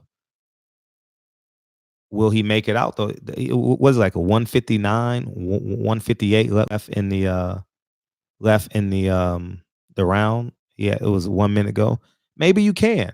Maybe you can. Ironically enough, I agree with both ways. Like, I can't be mad at Mark Breland. I can't, like, for me to be mad at Mark Breland, I have Lincoln is upstairs. I can't be mad for him stopping the fight. You understand what I'm saying? I can be mad because I want to win. You guys understand what I'm saying? If you guys can understand, say what I'm saying. If I know Wilder says um, I'm going out on my shield. Yeah, you can go out on your shield. And I agree with maybe you give him 30 more seconds. You understand? So I'm not mad either way. Either way, that 30-second window, see what he has. I'm not mad either way. You know, but in my humble opinion, the hourglass on Deontay Wilder was getting slim and slimmer and slimmer. You know, because I was actually scared because you see that shit in movies too. And you got to keep in mind, I have high anxiety when I tell you guys this shit all the time. I have high anxiety when Deontay Wilder fight. I told you guys I couldn't sit ringside because I got tired of people talking to me. And too many people. I'm not saying this from a ego, but too many people knew me, and I'm like, Fred, what do you think, nigga? I don't want to talk to you right now. My fucking palms are sweating. My t-shirt is drenched. I just want to go up to I stole somebody's seat. Thank God they didn't need it, and I just sat and watched the fight basically by myself. You know, and that's how I felt. And so I'm gonna call Ticket right now, and Ticket is Fred. Ticket. You got 8 minutes, dog. All right, because I gotta respect the other callers too. All right. I thought Andre Durrell was an important phone call because of the saying that Team Wilder says that Andre Durrell convinced Mark Breland to throw in the towel. And I care about Mark Breland. I care about Team Wilder. I care about Deontay Wilder. I care about everyone in the team. I'd rather Deontay Wilder punch me in the face than me be a pallbearer. I'm just saying. And Dre told me this afternoon, if he would have got hit one more time in his ear, she said, ain't no, I'm gonna tell you, she's a doctor. Okay. And I need you guys to understand this. She said there's no way he should be fighting with a knot and blood coming out of his ear. She said if he get hits in that ear one more time, he won't be able to hear out of it. That's what she's a doctor. She's a partner, more than a doctor. So she owns a piece of the hospital. Okay. So that's what I'm trying to say. So there's a fine line. There's a fine line you got to go. You got to walk. I don't know the answer to it. You know, I think Deontay Wilder is right. See where I'm at. And I think Mark Breland is right. And I hate to sound like I'm not choosing an answer, but there's a 30-second window, 30-second buffer that I think we could have got away with. But I'm not mad at not getting to I'm not mad that Mark Breland stopped the fight. All right. And if they would have won 30 more seconds, I wouldn't have been mad neither. All right. So Ticket, I'm about to call you right now. And be mindful of your language, Ticket. All right, do me that favor. Be mindful of your language. Okay, and we'll go from there. Okay. No, I'm nervous. Come on, Mir. Me and Ticket go to war all the time. Finally.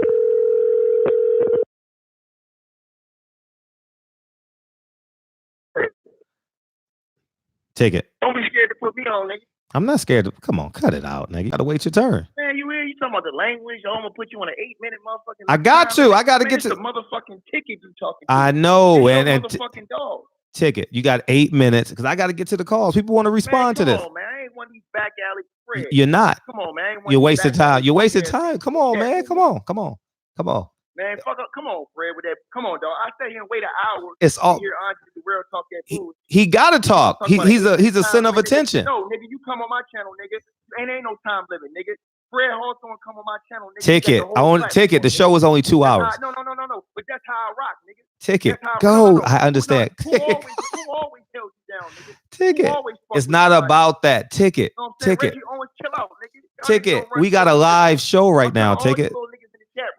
Ticket. I'm not like you, nigga. If YouTube, listen, Ticket, listen to me for a second. Listen, you got to hear me, Ticket. You got to listen to me. I muted you. YouTube cuts me off at 11 o'clock, period. No matter what I say, no matter what I do, okay? They cut me off. So I have to allow people to respond to what's going on. I have to respect the 900 people that's in here, Ticket. I'm not mad at you. You and I can talk about it. You and I can actually wait. Okay, you and I. Lastly, you and I can actually go live after 11 o'clock, and we can go as long as we want. I don't have no problem with that. But go ahead. That's all you. Go ahead. Go ahead. Let me go and get this shit off all right, go ahead. Man. Feel free. Go ahead. I got something to say. Yeah, go ahead. Listen, Andre Durrell, salute to you. Whatever. That ain't your motherfucking call, nigga. You not Deontay Wilder. See, let me tell y'all something. Wilder is mad. He ain't satisfied. He ain't okay. He's mad. He's heated. He fired a dude he's been with long term. You know why? Because the motherfucker got fired for insubordination. Because he didn't follow instructions. Don't nobody outside your camp run your camp.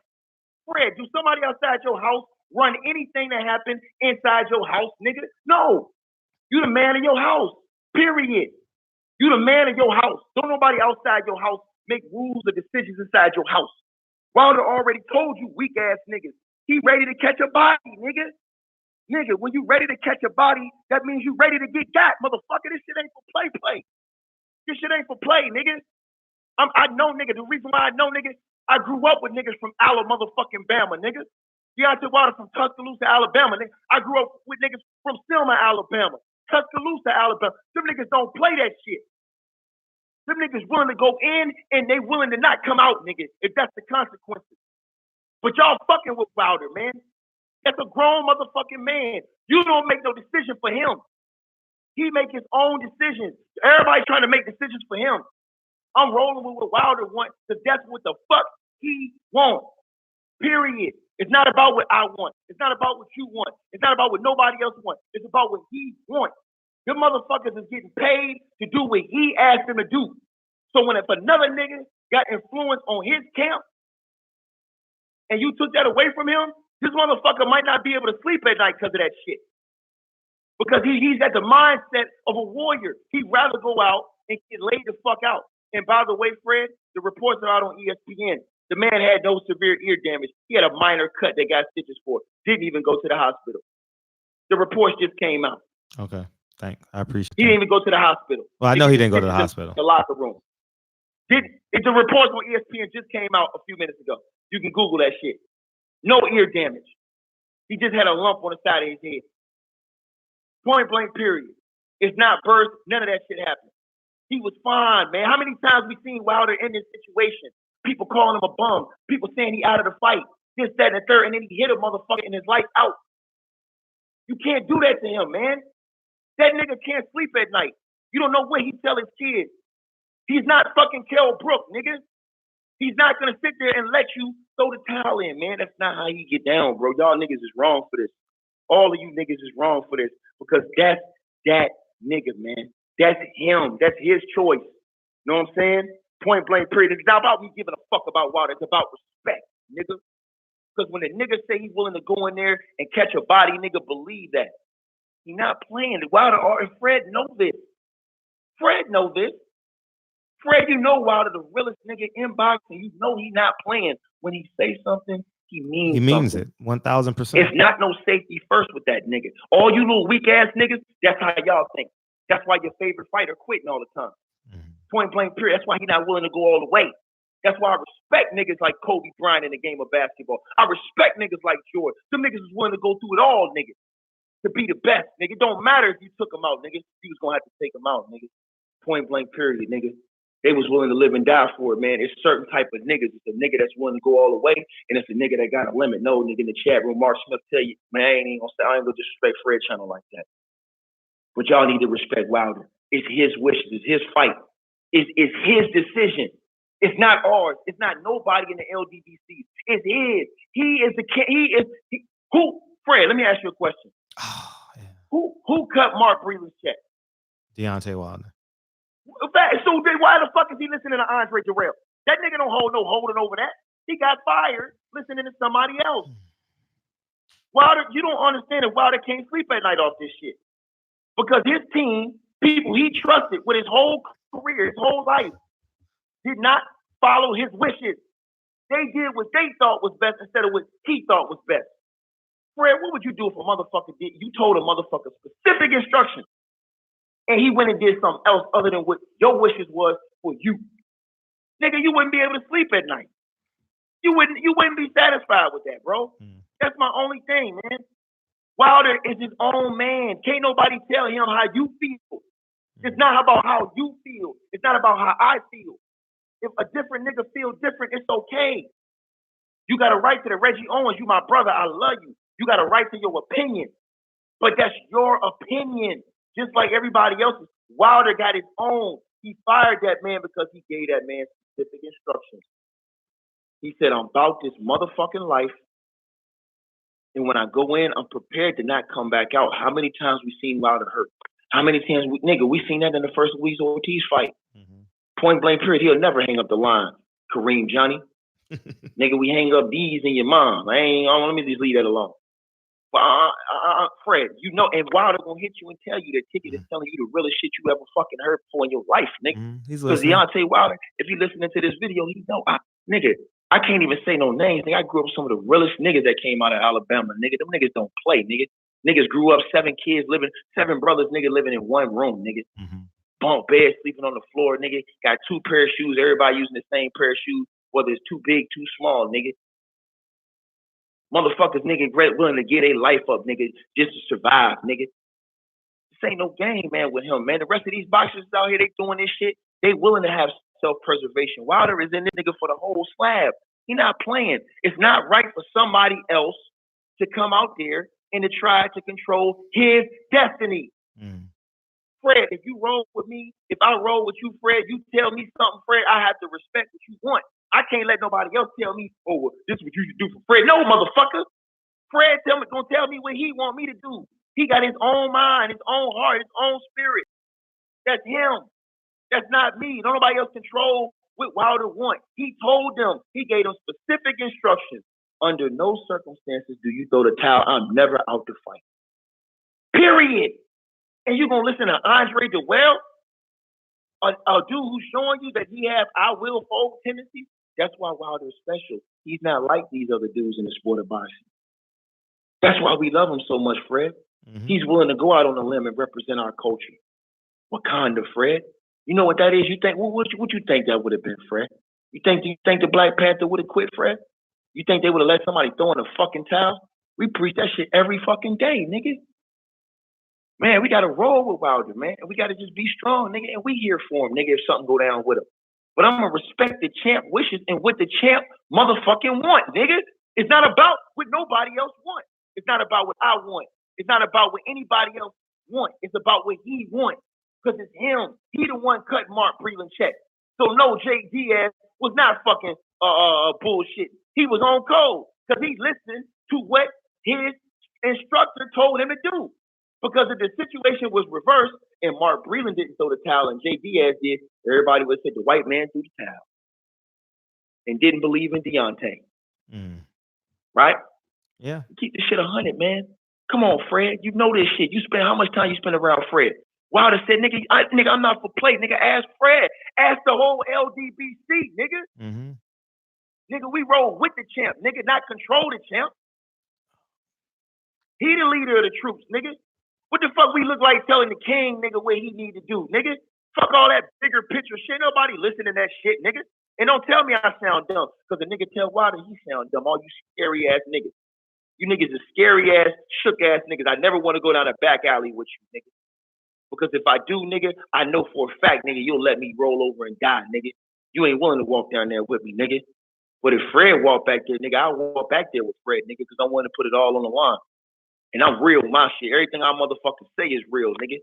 So Andre Darrell, nigga, while I respect you, my brother, you wrong, nigga. You out of pocket, nigga, because you don't control his camp, nigga. You're not cutting no checks over there, nigga. You ruined a relationship that was almost, you could say, a lifetime relationship that Wilder had with Mark Breland because he broke code, nigga. He listened to a nigga outside of his team, nigga. Fred ain't listening to nobody outside of his team. You think Fred gonna let some outside motherfucker influence him? No, nigga. Point blank, period. Wilder look at Fred and say, man, you better not throw in that towel. Fred ain't throwing in the towel. You know this, Fred. Shit. Take it. Take it. No. I ain't listen, I'm not afraid. Fight, and Wilder look at you and he tell you, Fred, you better not throw that towel in, nigga. You look at Wilder, Fred, you know you ain't throwing in that towel, nigga. Because if you do, nigga, you gonna run out the arena, nigga. You know that shit. But I'm not afraid of no man. You understand what I'm saying? Yeah, Wilder can whip my ass. But I'm saying, Fred, listen. You got it, Fred. I'm glad you asked the question. Put me in that position. It would have been a window. I don't give a fuck what Wilder say. His no, listen to me. Fred, I'm glad. Don't let me let you say nothing. I don't want you to say nothing because I don't want Wilder to get mad at you. No, he ain't gonna get. Me and Wilder gonna have this conversation anyway. No, he the type of nigga that's gonna say, "Listen, man." Nah, it ain't happening on my watch. It ain't happening. No. But let me answer the question so we can further the conversation. Hopefully, they're enjoying the conversation. Hopefully, you two them knock us off at 11. I don't from that combination to about 30 seconds. I would have seen what happened. You understand? I'm being honest. If he don't respond in the next combination, I don't give a fuck what Wilder tell me. I don't give a listen. I can give a flying fuck what Wilder tell me. If he's not if he's not respond in the way that I've seen in the gym, in the way I've seen against Luis Ortiz, and that's the only time I've seen him in trouble. You know, I didn't think he was gonna lose to John Molina or the other time he got clipped Helenius. I didn't believe. Fred. Fred, in my opinion, Fred, he was in worse trouble in the first Ortiz fight.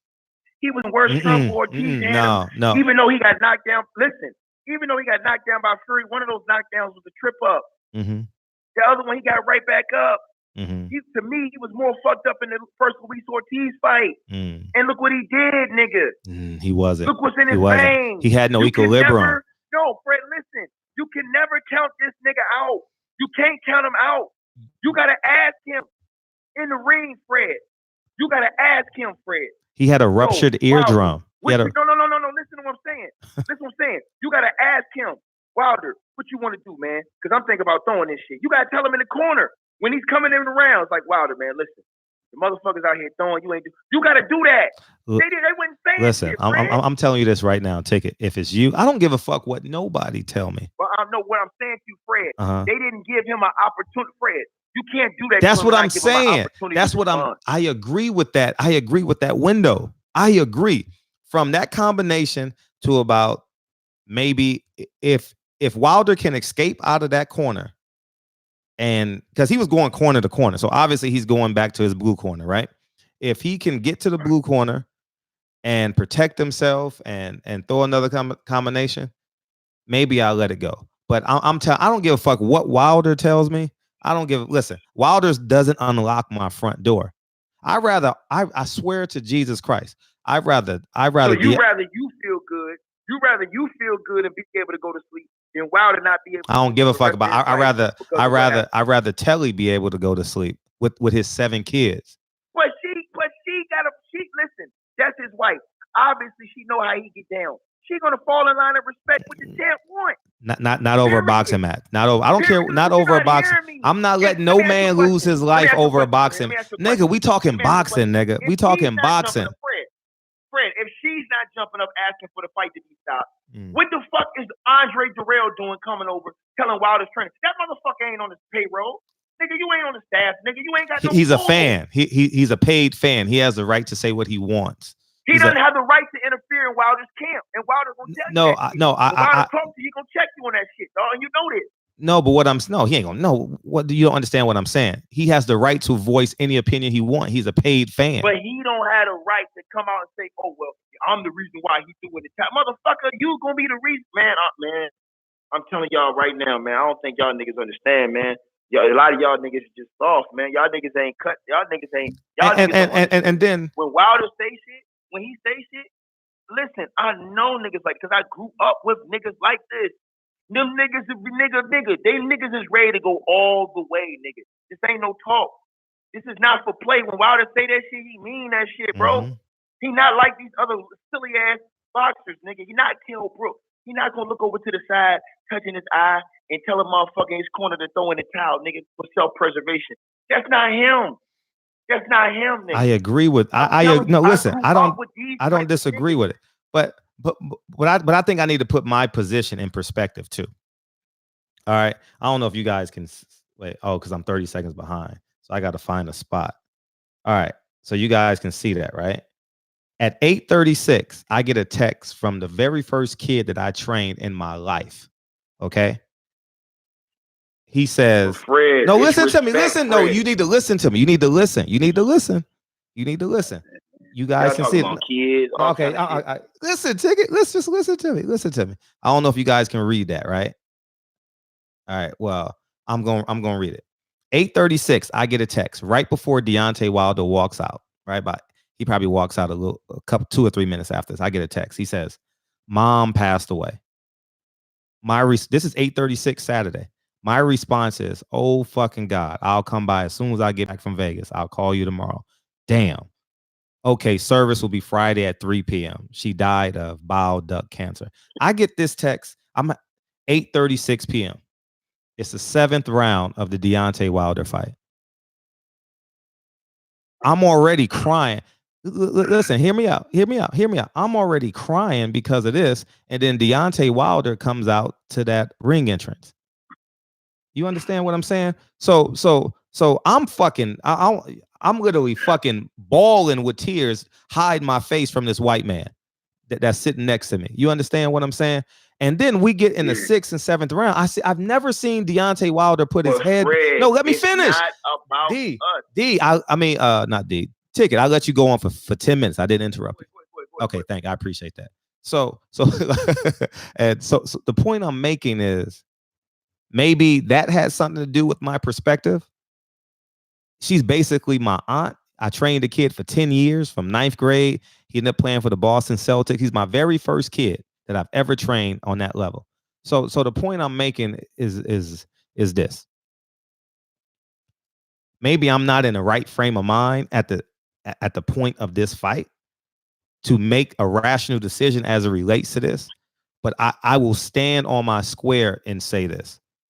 Deontay Wilder, I did not recognize anything about Deontay Wilder after the 2nd round. Period. End of discussion. And I've never, ever in my life, seen Deontay Wilder put his head down. In my life. Well, Fred, you should fear no evil, man. No, I'm not fearing evil. I'm not fearing no evil. Listen. Fred, listen to what I'm saying to you. Wilder has shown you. He has shown you in all situations that he always has found a way. When all these racist ass Peckerwoods came around, saying he can't box, he getting outboxed, he's doing this, he getting his ass beat the whole fight. When we had dudes in the group chat that was acting like bitches, when Wilder been down on the cards in previous fights, when he was losing, when he was getting outboxed, and he came back, one shot, clean everything out. Fred, the man always believed in himself. My whole thing is respect that man, Fred. Respect his wishes, bro. Respect his wishes, Fred. Damn. Fred, if you got a question, Mark Breland should have followed protocol. If he felt that concerned, and I want to repeat this. I agree with that. I agree with that protocol. If he didn't do it. If he didn't do it. We don't know if he did or not. Because they haven't spoken. I got love for my brother, Reggie Owens. That's my brother. I love him. But y'all got to understand, bro. You got to follow protocol, man. And protocol is you got to run that by champ, man. You can't make no decision on your own, nigga, without asking this nigga. Damn, now, if you ask him, Fred, and he's unable, listen, if you ask him and he's unable to give you a clear response, then you take that decision on you. But you can't do that so you can sleep well. I'm just telling y'all, man, this shit ain't cool, man. Y'all gotta understand it. And I love my brother boxing conversation with Reggie Owens. I love his channel, man. Good dude. I respect his channel. I respect everything he put out. He's a good dude. But I'm just telling y'all, man, the nigga Wilder, he cut for the same cloth. I'm cut for the same cloth that nigga is, man. Don't never throw in no towel on me, nigga. Respect my wishes, nigga. Respect me as a man, nigga. It's not about you. It's not about if you can sleep at night, nigga. It's about the champ. It's about what he wants. That's why he fired Mark Breland. Because Mark Breland did not follow protocol. You know, champ don't play about his. Yeah, 1 second. Take it 1 second. When you in this circle, nigga, it's a circle of trust, Fred. Yeah, it's 1 a second. circle of trust, my nigga. It's a circle of trust. I got you. If YouTube cuts us off, I'm gonna just bring us back live one more time. So Blue Blood. So we got the nigga. This the best talk on YouTube. No, I know that. I'm saying, but they cut us off. Ticket. I'm trying to help you. I'm trying to help you talk more. So what I'm saying is, I think this is an important conversation. So if YouTube cuts me off at 11, y'all motherfuckers come right back. I'm going back live, okay? Because I don't care if we don't get no sleep. This live take 4 hours. We gonna go 4 hours. If it's 100 people in, I don't give a fuck. Champ listening too. You know, Champ. Yeah, I know he's listening. I know he's listening. I know he's listening. Champ, I'm trying to talk some sense to these motherfuckers. Champ. Listen. I don't give a fuck. I ain't got to make that decision, so it's just an opinion. I ain't got to make that. You about to give Fred. Fred love you too much, man. Fred love you too much, Champ. But Fred don't understand that you ain't never out of fight, Champ. You ain't never out of fight, and I believe, and Fred, that's the thing I'm so mad about you, Fred. Fred, you, the belief that you know you have in. I have a great deal of belief in Wilder. Numerous, but listen, I don't care. Fred is gonna be situations you ain't seen him in, but you gotta let him have a chance to get out of it, Fred.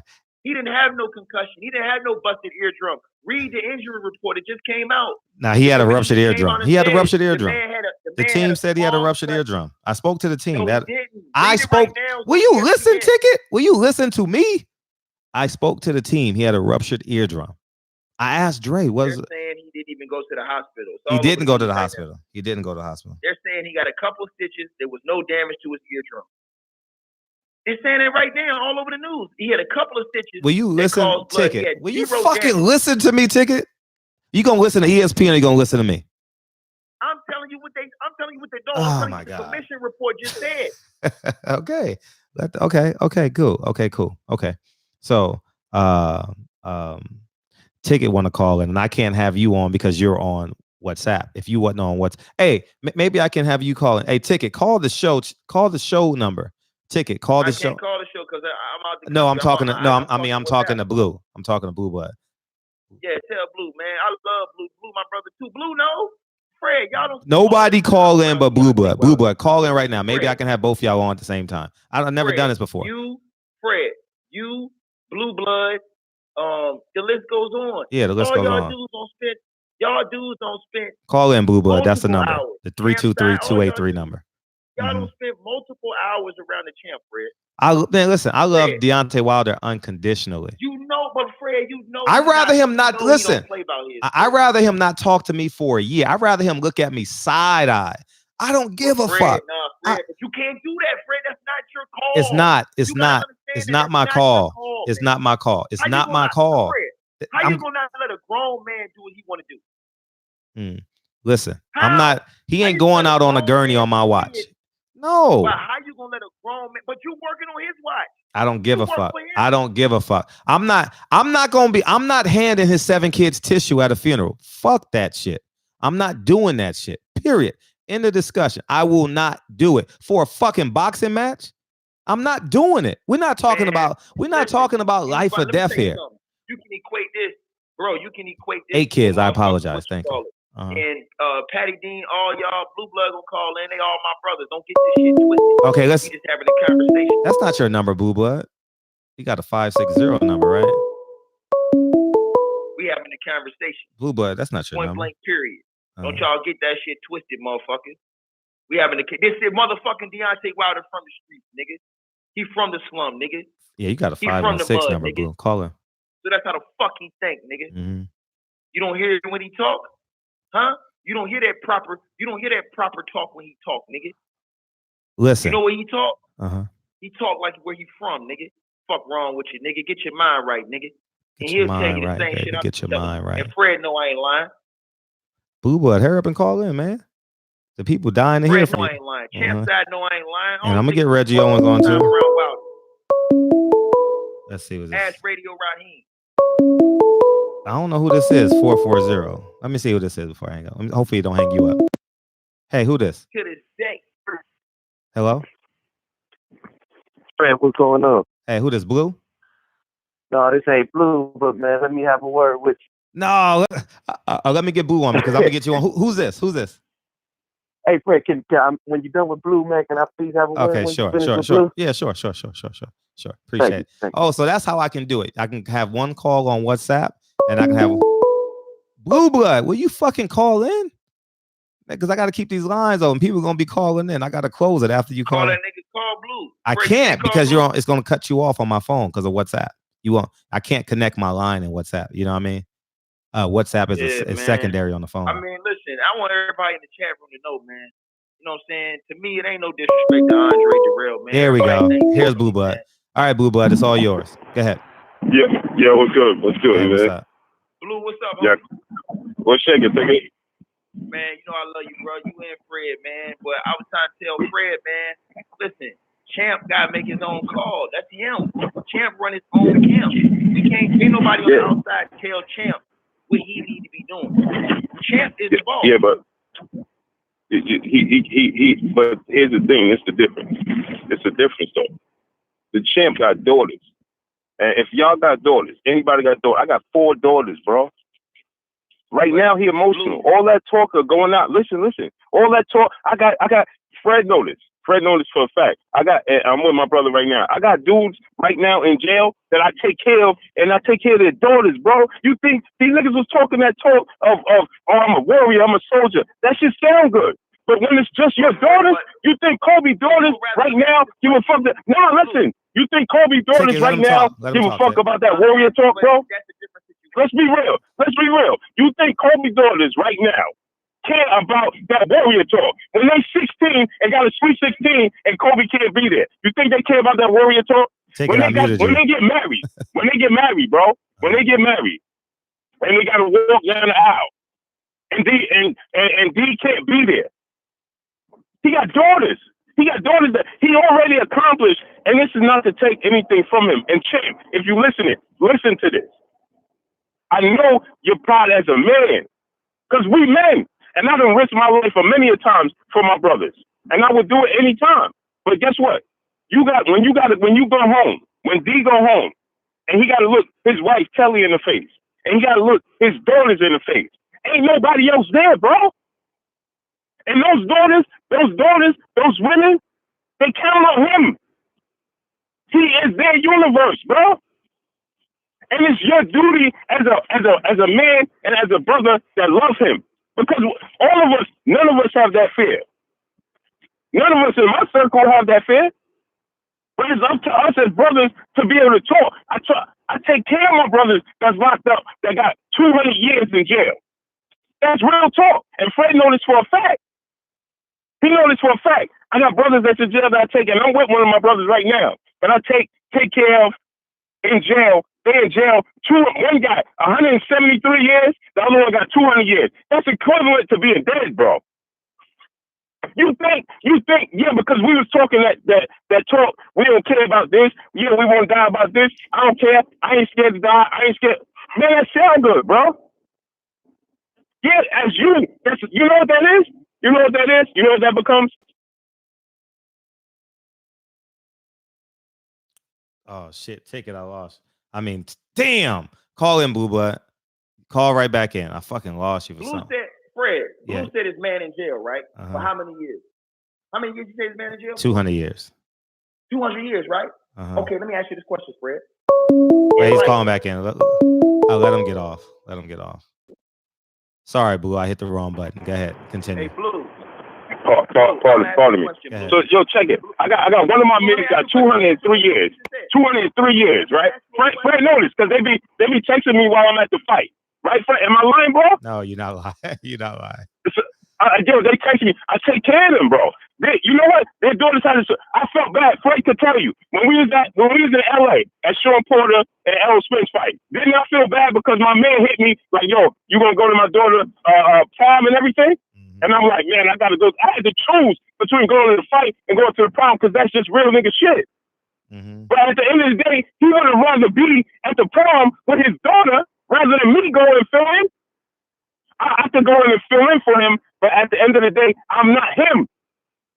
So at the end of the day, right, when D go home, when he go home and those girls, he got a daughter that he did this boxing for because she's sick. He got a daughter he did this for because she's sick. And now he achieved the wealth to be able to take care of her. Now she needs him. Now she needs him. She don't need it. She got the money already. She got the best doctors that can take care of her now. Now she needs him. We already know he's a warrior. That's why I told him and I text him. I text him right after the fight. I told him to his face when we was in LA. I tell him every time I see him, I'm gonna ride with you till the wheels fall off, and when them shits fall off, I'm gonna help you put them back on, and we're gonna ride again. But real nigga shit, I'm not gonna let him go out in the ring because we have to protect us from us. That's a part of loving one another, bro. That's a part of us loving one another. Yeah, we already know he a real dude. Can't nobody dispute who he is as a man. He gonna die on his square. But guess what? Malcolm X died on his square for us. Martin Luther King died on his square for us. And nobody took care of their families, man. Who's taking care of Malcolm X families? That don't sound good. When he was marching, he had 500,000 people marching with him. Who took care of his daughters? Ain't nobody gonna take care of your daughters, especially, and this is not to you know what I'm saying, dispute anything about having sons. But when you got daughters, it's different, bro. It's just like when you're a mother, you your son's first love. And when you're a father, you your daughter's first love, bro. And you gonna send it, and guess what? To make it worse, right?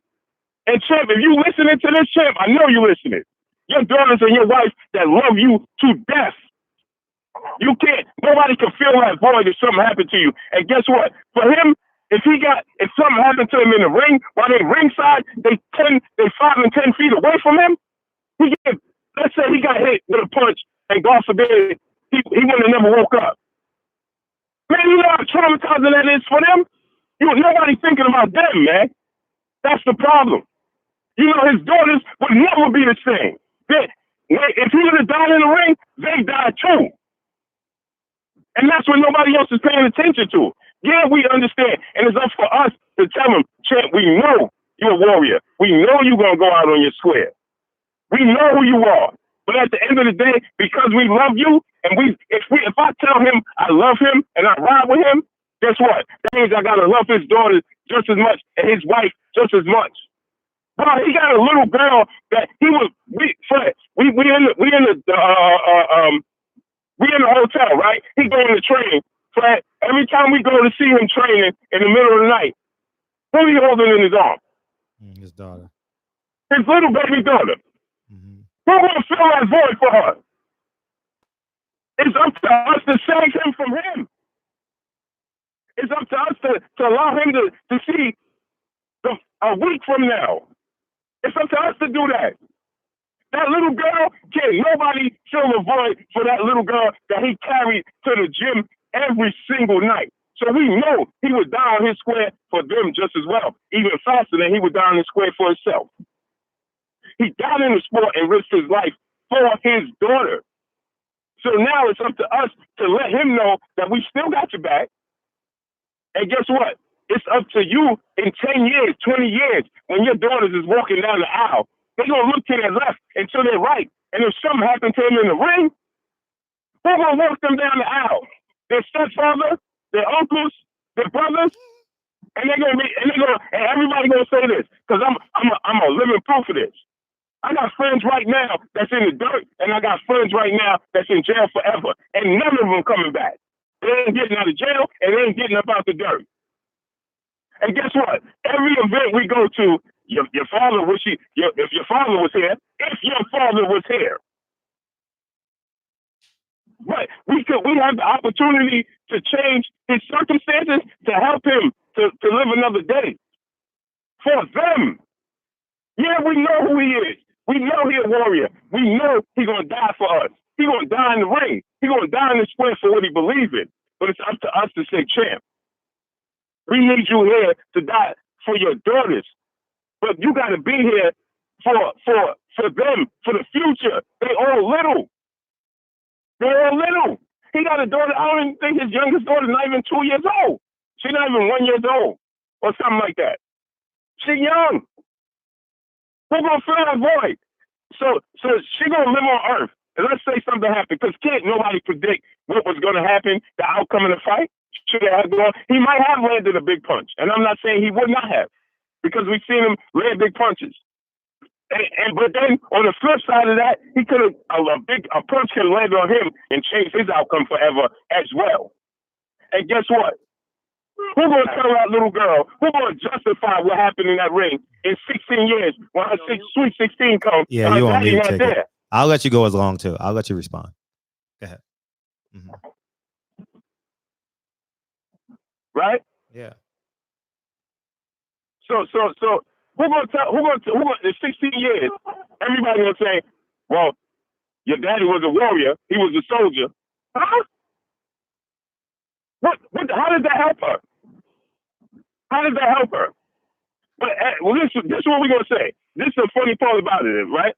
Is that we're gonna say, your daddy was a soldier, but then I'm going back home to my daughters. I'm going back home to my daughters. Everybody else gonna go back home to their daughters. Because guess what? Nobody else is in the ring but that man. So guess what? We all gonna say, and guess what? Mark. Guess what? Those little girls might resent Mark and say, you could have stopped this. And he can tell them all he wants. Well, this is what your daddy wants. And you guess what? Those little girls might end up growing up and resent him for that. And say, my pop, that was selfish. Because now look at us. Now we hurt. When you go in the dirt, you don't hurt no more. But guess what? Everybody else gonna go home to their orders. And we're gonna say, well, that's what he wanted. And again, and listen, we know he a man of his word. We know he gonna die in the square. We know this. But if you say you love him, like you say you love him, sometimes we gotta save each other from ourselves. So if Fred is my brother, and he know this, if Fred is somewhere and he getting jumped, and let him say, hey, Blue, I'm just gonna fight to the death. Nah, bro, guess what? We both gonna fight to the death out here. I don't care what he say, because I love him. You understand? That's how we rock. That's how you supposed. That's real. That's what you're supposed to do. You're supposed to protect. And the reason I'm gonna jump in is because I gotta make sure my brother Fred get home to his little girl. So the two of us stand a better chance of him getting home to his little girl than him standing there and get beat to death. No, I ain't having that. You got to go home to your little girl, bro. And guess what? If you don't talk to me no more for 5 months, when your daughter Sweet 16 roll around, you gonna thank me, because I got 4 daughters. I got 4 daughters, and I got 3 nieces. 4 daughters and 3 nieces. Guess what? Right, my brother could call me today and say, listen, and they're all little.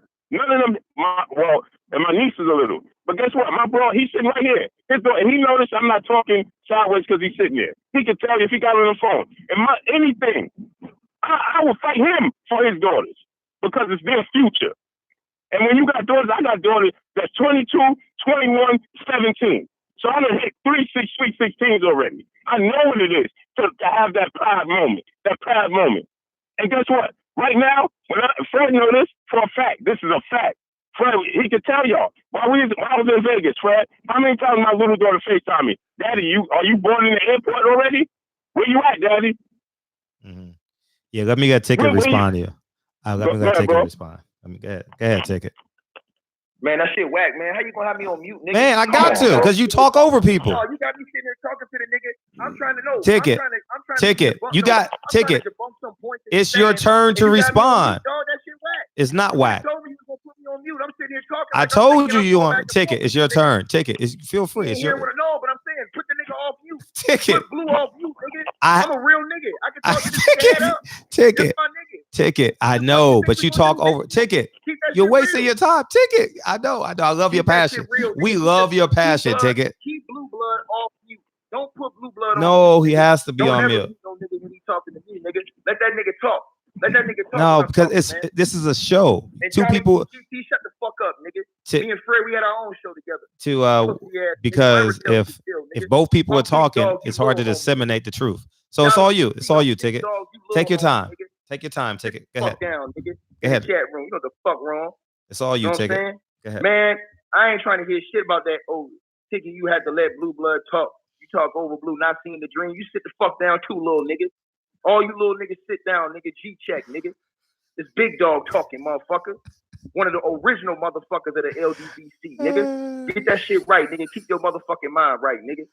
Now I love my brother Blue Blood Sports TV, but Blue wrong on a few points. Blue wrong, and this is why Blue wrong. Blue said his man is in jail doing 100-some years, right? Well, let me ask you this question, Blue. When your man did the crime, he had to be willing to suffer the consequences, right? Am I right or wrong, Fred? When you do a crime, when you go rob a bank, Fred, you have to be willing to go to jail. You have to be willing to get shot by the police. You have to be willing. All those consequences have to be on the table. You can't say, yo, I'm going to go rob a bank, but I ain't willing to deal with the consequences. Motherfucker. So when Wilder come out and say he willing to catch a body, he willing to get got, nigga. It's just that simple. And you guys are irresponsible. Y'all trying to control another man. You don't know who the fuck Wilder got in place to hold his family down, nigga. You don't know what the fuck who he got set up to hold him down if anything go wrong with him. He could have gave specific instructions to everybody on what he want to happen. Who the fuck is any of us to tell Deontay Wilder how the fuck he's supposed to run his shit, nigga? That's my problem I got. All you niggas in here trying to tell a nigga what the fuck he need to be doing. That's aggressive. That's him. You can't control nobody's family, nobody's household, nigga. You might feel your own personal way, nigga, but you can't control that nigga household, nigga. Point blank period, man. It's just that simple, nigga. I ain't sounding crazy. It is Blue who said that. Blue said it and Fred said it too. Point blank period, man. I can't go in nobody's house in this building and tell them how to control their family. Period. I don't give a fuck who it is, nigga. I can't go in nobody's crib and say, yo, man, this is what you need to be doing, man. Or you need to be doing this. You need no, nigga. Nigga, if I'm a man, nigga, I run my goddamn household, nigga. If I'm a man, Fred, I run my house, Blue. This is different. This is a different. Okay, let him talk, Will. Let him talk. I'll let you rebuttal. I'll let you rebuttal. Ain't no other nigga gonna tell me. Ain't no other nigga gonna tell me how to run my household, nigga. That shit whack. Ain't no other nigga gonna tell me of niggas I've employed, nigga. If I'm paying you, nigga, can't no outside nigga tell me, nigga, what the fuck how I'ma run my shit, nigga. Nigga, you get your shit, nigga, you run your shit, nigga. But you ain't finna tell nobody else how to run their shit. And this is not me. I'm just saying what Wilder wanted. He fired Mark Breland for a reason. Point blank, period. You understand what I'm saying? Right. Simple as that. I'd never get my mouth filled in prison, nigga, because I never did, motherfucker. The fuck wrong with you, nigga? I move by a certain code, nigga. The code I move by, nigga, is the motherfucking G code, pussy ass nigga. And the motherfucking nigga, you saying return the ticket and get a what? Nigga, if you even know who the fuck he was talking to, Alex Burnett, nigga, you'll sit down and shut the fuck up, pussy ass nigga. Like I said before, nigga. Nigga, when a man asks you to do something, nigga, you respect his wishes, nigga. Point blank, period. It's not me to play police for the nigga family, nigga. You know what I'm saying? I love Wilder. I love his family. It's like I love for him, but I got respect for him too. And I respect what he wants, because he the one that employed these guys. Everybody got a right to have an opinion. But a motherfucker that's employed by him, you have to follow the wishes of your employer. If you working at Taco Bell and your boss tell you to mop that motherfucking floor, nigga, and you say, nah, I'm just gonna sweep this bitch, nigga, you gonna get fired, nigga. Your boss told you to mop the floor, and you swept the motherfucker when I told you to mop that shit. Period. If Wilder told Mark Breland don't throw in the towel, nigga, you don't throw in that fucking towel. If you feel a different way, nigga, you don't let nobody from the outside tell you no shit. Period. You don't let nobody from the outside tell you nothing, nigga. What you do is, by Mark Breland, is you follow protocol, nigga. If you think Wilder's in trouble, you say, Wilder, listen, man, you told me don't throw in the towel, nigga, but you getting fucked up. Your legs is fucked up. You don't look right. Listen, man, if you don't respond to me, man, if you don't show me some of this next round, I'm gonna throw the towel. How many times we seen that, Fred? Be honest. We've seen trainers do that. Mark Breland never gave him that chance. We saw the huddle, man. They wasn't saying shit to him. So how you gonna take the man out of the fight like that? Y'all can't do that, man. I'm just saying. Let him control his own destiny. You can't control his destiny. You can't control his family because you feel away, nigga. You're not him. Period. Can't nobody in here control what's happening in no other man's house. I can't go in Fred's house and tell Fred, kids, and his family what to do. That's disrespectful. I gotta honor Fred's house. He the man in his house. A lot of you niggas is hoes. That's y'all problem. Y'all don't control y'all household, nigga. Y'all don't run y'all camp, nigga. Y'all run y'all team. Y'all stripping Deontay Wilder of his dignity, nigga. Period. We're not Y'all stripping him of his dignity by doing that. By everybody trying to tell him what he needs to do. It's bullshit. Right, take it. Let me say this, right? And I love y'all. I love Blue Blood. I love Fred. I love my brother Reggie Owens boxing conversation. I love the fucking LDBC. But the point is, everybody out here trying to play Deontay Wilder police, and that's bullshit. You can't do that. He make his own decision. If Wilder say, look, man, if it get bad, throw in the towel. I love my kids. Respect his wishes. But don't motherfucking go against what the champ want, man. You know what I'm saying? And if you see it going left during the fight, you speak up, Fred. You know that. He didn't do that. That's why he got fired. He listened to a nigga from the outside instead of speaking to his own guy. How many times we seen trainers look at the fight and say, hey, man, look, you ain't showing me shit. Robert Garcia did it with fucking Mikey Garcia against Earl Spence. He told him, he was like, yo, Mikey, man, listen, you ain't showing me nothing, dog. If you don't get this shit together, I'm going to throw in the towel. Mikey looked at him and said, man, don't throw that towel in. Don't fucking throw the towel in, nigga. Am I right or wrong? Fred, just be honest, my nigga. Yeah, it's different. He was getting the fuck beat out of him all fight. Yeah, let's take it. Let Blue respond here. Blue. Go ahead, Blue. Let it Go ahead, Blue. All you, Blue. Go ahead. He don't have the responsibility to control another man's house. That's it. Go ahead, Blue. But this is what I'm saying. This is the difference, right? It's not about controlling a man's household. It's about if I love you, it's advising you not to fall in a pit that I know that's possibly up ahead. It has nothing to do with controlling your household. Controlling your household is two different things. What goes on in your household and what goes on in my household is two different things. We men, yeah, we control our household different. It's about allowing that man to get back to his household as a loved one. That's the difference, right? If I'm not going to allow you to walk down the street, right now, and when I was young, these acts occurred with my friends, right? Looking back, right? Prior to that, if I could tell them, listen, and one of my friends, I had told that, and right now, I could text him right now, and he'll tell you this, and I could show Fred this. Fred knows this. I told him, bro, don't go do this, and this, right? And he chose, but I tried to advise him not to go do this, and this, right? It's about trying to advise him, right? It's not about controlling his household, right? It's about you loving him and not want to see him going down the path of destruction, regardless of what he's going to tell you. You're supposed to, as a loved one and being experienced, right? You're supposed to tell him and advise him and say, yo, listen, this, and this. You have to be here for your daughters. That's what you're there for. That's why he surrounds you with him. That I'm surrounded. He has people around him, right, to help him, advise him. You have trainers. If that's the case, you don't need trainers, right? If everything's just gonna go by what he say, and nobody's gonna help advise him to do nothing, then he don't need trainers. Then, so if you're gonna go in the ring and do whatever you want to do, then why you have trainers? No, you have loved ones and people around you to help guide you, to help advise you, because nobody knows everything. And at the end of the day, it's up to us as his loved ones. It has nothing to do with fear. It has nothing to do with not allowing him to control his household, right? It's about you having love for him and saying to him, listen, you know what? Yes, you as an individual, him as a man, he may say to himself, listen, I'm a man. You know, we done seen him knock out and obliterate 42 men. We know he could do this. We know there's a slight possibility that he could, or a possibility that he could land a punch and knock Fury out. Yes, we know this, right? But there's also the flip side to that coin. And we've seen this just this year. We had 3 people pass in the ring. So here's the thing, right? We have to try to be the voice of reasoning for them. There's a reasoning that saying is in the sport of boxing, right? We have to save them from their cells. You have to save the boxers from their cells, right? Adonis Stevenson, look at his situation, man. No, look at you go and look at Leon Spinks at Floyd Mayweather gym. Now he's sick and stuff like that, right? But you look at, he can't even talk. Look at Riddick Bowe. He can't talk. He can't talk. He can't enjoy life with his family. with his kids. Now, him as a warrior, as a warrior, he would say, listen, I went out on my shield. But your kids are suffering. Your family is suffering. They the ones that's suffering. Guess what? Who gonna take care of Deontay if something? Guess what? Let's say he didn't die in the ring. God forbid. Let's say he just was in the state that Adonis Stevenson was in, or Leon Spinks or something like that. Guess who gonna have to take care of him? Kelly. Kelly. Who gonna wipe his ass?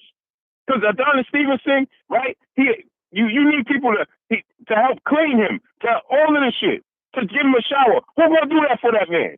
Kelly. Kelly, so she don't got a say in this? When his daughters get older, they gonna have to be the ones to take care of him then? Who gonna do that? All these dudes that's running around talking about this warrior mentality, they gonna go wipe his ass? No, they ain't none of them gonna do that. Nobody gonna do that. Guess who gonna have to do that? Kelly, his wife, Preacher Cologne. Look at him, right? His mother. Look at this state he in. Warrior mentality, right? So it's up to us to try. There's a reasoning. It's in place. There's two rules in place. The referee can stop the fight, and your corner can stop the fight. Why? Why is that rule in place? Because the fighters are not going to stop the fight. They are not going to quit. It's up to us to save them from themselves. That's why that rule is in place. So he never quit. He didn't quit in the ring. The corner threw in the towel. He didn't quit. So let me ask you a question, because nobody take this into consideration. Look how close to what's the referee name? He was looking very close, and there was a report that he was saying he was looking at Deontay very, very close because he was on the verge of looking at him and maybe thinking about stopping the fight. So if the referee would have stopped it, what's the difference in his corner stopping it and the referee stopping it? Because at the end of the day, Deontay Wilder did not stop the fight. He did not quit. Man, Fred, am I off mute? Yeah, go ahead. Take it. It's your turn. Man, Wilder just cut from a different cloth than all you niggas. That's all it is, man. Oh, man. And I'm cut from the same cloth as Wilder, man. And I'm just being honest, man. Deontay Wilder just He is cut from a different cloth. I agree that at that point. He's just different, man. He's just different, man. And for you niggas to be out here trying to control how you feel, nigga, it doesn't matter what you feel. It's his life. You gotta let him live his life, nigga. When you a grown man trying to control another grown man's destiny, that's some bullshit. That's all. And I love my brother Blue. Blue, my brother to man for whatever. You know what I'm saying? Fred too. But I'm dead fucking serious, nigga. Like I told y'all motherfuckers are stupid, nigga. If you going to murk somebody, nigga, and I'm not condoning this, but nigga, you got to be prepared to get murked, nigga. If you going and doing a home invasion, nigga, you got to be prepared to get got too. Wilder is telling you guys. Now let me tell y'all something. Wilder's telling y'all that he's willing to go in there and catch a body. He's been telling y'all that he want to get a body on his resume, right? We was arguing because motherfuckers was getting mad at Wilder for saying it. We was arguing for Wilder. Like, y'all motherfuckers don't make no sense. This is boxing. If you ain't built for the shit, don't get in the sport, nigga. If you ain't built for the consequences of this sport, you don't want to be in this sport, nigga. Because this ain't basketball, nigga. Know what I'm saying? I'm just telling y'all the truth. I'm being honest with y'all. You understand what I'm saying? I'm keeping it 100 with y'all. And everything you do in life got consequences, nigga. Regardless of whatever the consequences you do, you got to be willing to deal with the consequences of your actions. You know what I'm saying? If you fuck another man's wife, you got to be ready for that man to come put something upside your head. You know what I'm saying? You got to be prepared for that. I'm just telling y'all that shit. You feel what I'm saying? Mm-hmm. I don't have to be able to box, nigga, to beat some of y'all niggas, but I'm just telling you the truth. I'm telling you the truth. My whole thing comes from principles, morals, respect, and ethics, nigga. That's it. That's it. And Fred know this. Everybody in the chat room know I'm not lying. I'm keeping this shit 100, man. Nobody in this chat room got any control over what Deontay Wilder should be doing with his life. We can't tell him what to do with his life. He's a grown man. You know what I'm saying? We can all love him. We can care about him. We can want something for him, but we can't control what he do, man. You know what I'm saying? You can try to give him advice, but he told his team specific instruction. This is a killer be kill sport. Motherfuckers got so mad when Wilder said that he wanted to catch a body. With it, Fred, Blue Blood, me, everybody, 7-8, all us dudes stood tall for Deontay Wilder and called out these clowns because Wilder ain't the only one who said it before. You know what I'm saying? And Wilder said that shit after fighters passed away. He said it again recently that he wanted to catch a body. You know what I'm saying? He said that shit. You know what that means? He know when he get in there, he willing to get got himself. So what type of nigga is Wilder? He willing to catch a body in the ring, but he ain't willing to put himself on the line to catch a body. Oh, with me it's self-preservation, but I'm willing to take somebody else out. I'm just telling y'all. When you said, what if Wilder would have died? He didn't die, and I don't believe he would have. I believe in Deontay Wilder, nigga. I believe Wilder could have came back and got a knockout. I believe Wilder. You understand what I'm saying? I don't ever think he was out to fight, especially his reaction after the fight, because immediately after the fight, he was not out of sorts. He was fully conscious. He looked at the ref like, what the fuck is you doing? Then he went over to Mark Breland and snapped on him. Nigga, you had to be conscious to know that. He could have been playing possum on the rope, waiting for Fury to slip up, keep throwing punches, and bam, catch his ass. Because he caught him with the left hand and Kenny Bayless was coming in.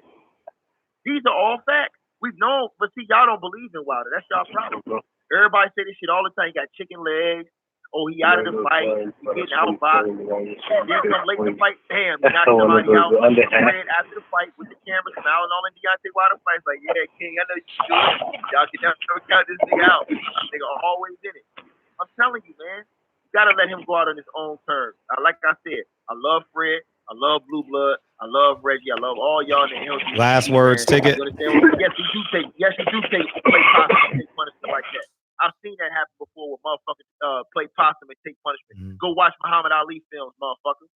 Go watch Muhammad Ali. Fred will tell you. Muhammad Ali used to sit right on there with the fucking rope of dope shit, nigga. Sometimes he'll move, sometimes he'll get hit. Set you up to knock you the fuck out. Got you over there swinging yourself out. Fury was going to wear down. Fury was throwing a whole lot early in that fight. Second half of that fight, Fury was going to wear down. Point blank, period. Y'all don't understand that, though. Y'all think Fury was going to go through that whole fight at that same energy level he had? No. He was going to wear down. Wilder was on the ropes. He got hit a couple times. He missed that first shot. He got hit with a couple shots. But Wilder was still right there. He was still in it. You know what I'm saying?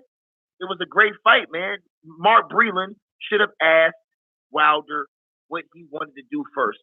It's fucked up that an outside nigga can come in and tell you something else.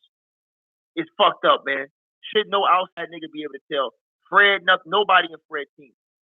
If I work for Fred and Fred give me instructions, Fred say, yo, Ticket, man, you work for me. We working on this housing complex. Don't let nobody in this building. Fred say, don't let nobody in this building. And a motherfucker come by and he say, hey, man, I just need to go use the bathroom, man. I got to pee right now, man. And I let him in the building. What Fred gonna say to me, nigga? Did I tell you don't let nobody in the building, nigga? Well, Fred, he had to pee, nigga. This my building, nigga. You work for me. Fred'll be right, nigga. It's the same thing in boxing, nigga. I gotta respect Wilder's wishes. He a king, nigga.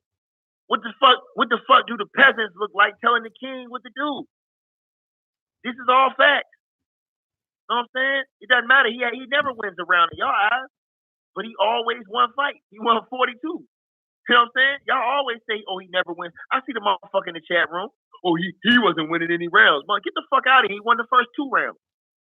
He had the first 2 rounds in the bank. Fury won the other rounds. But Wilder's never out to fight. Never. Y'all show weakness when y'all act like this. Oh, he was going to kill him, man. Get the fuck out of here, nigga. I'm never weak with that shit, nigga. I poke my chest out, nigga. Point blank, period, nigga. I poke my chest out, nigga. All you fuck ass niggas. Point blank, period, nigga. Champ, I'm rolling with you, nigga. A lot of these niggas is hoes, and I ain't talking about my brothers in the LGBTC. I'm talking about these buck dancing, buffoon, coon ass niggas who came out. Well, I knew he was gonna lose. I knew he was gonna lose. Fuck all you niggas. Fuck y'all too, niggas. And that's another thing that Mark Breland gave these motherfucking racists and trolls are satisfied of doing. Or them running around here celebrating that shit the way they doing. Because Mark Breland did not follow protocol, niggas. He did not follow protocol. And even if he felt like it was going, Andre Durrell should have no pull in Wilder's camp. So therefore, he should be fired. because you didn't respect the king, nigga. You didn't go ask him what he wanted to do. We've seen trainers do this over and over. Like I said, I gave you a perfect example. You know what I'm saying? Robert Garcia asked Mikey Garcia, Mikey, man, listen, I'm going to throw in the towel, man. You know what I'm saying? Fury's pop. Fred, what did Fury Pop say he was going to do in a rematch if it got close? He said he was going to throw in the towel. What did Fury do? He kept that motherfucker from around him, right? Right? Real rap. Don't come here talking about I'm thinking, nigga. I told you I'm an original motherfucker in the LDBC, nigga. You a little nigga. Sit down somewhere and chill, homie. Fuck wrong with you, nigga. When we stood up and built this shit, nigga, I've been here, nigga. For all you niggas even came around, nigga. Point blank, don't you ever disrespect me, nigga. For all you niggas came around, nigga, we was all in here, nigga, going to war, nigga. In the trenches, nigga. Before any of you niggas was even popped up. You know what I'm saying? A lot of you niggas is new niggas. Don't ever fucking disrespect, nigga. Take it. And that's some real shit. You understand what I'm saying?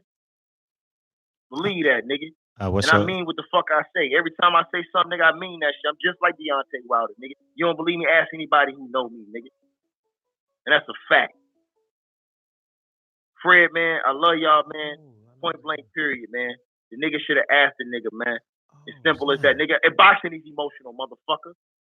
But Fred is emotional, nigga. Blue blood is emotional, nigga. I know how to do it now. Okay. Sports is emotional, nigga. If you ain't emotional, nigga, it is what it is. You understand what I'm saying? You said, am I saying I'm gay, motherfucker? No, I'm saying I like your mama. How about that? Now get the fuck out the chat room. Last words, Ticket, so we can open up the phone. Last words, tell that girl who said that shit the whole D. You understand what I'm saying? Extra saltine when I get out the gym balling. You ever fucking disrespect, nigga. Just because we got a difference of opinion, it is what it is. I still love my brother. It's just a difference of fucking opinion. Me and Fred, we had these debates all the time. Fred's still my brother. Fred can call me any day of the week. You know what it is. You know what I'm saying? Fred, these dudes in the chat room, they don't understand, nigga. Some of you niggas is just, y'all ain't never been in a barbershop before. That's the name of this channel, right, Fred? Barbershop Conversation? Barbershop Conversation. Just what the fuck we do. But Andre Durrell was out of pocket, my nigga. That's all it is. They ain't bringing street politics, nigga. Deontay Wilder told you what it was, nigga. I'm just telling you what Wilder said. Don't get mad at me, real rap. Fred, am I lying or not?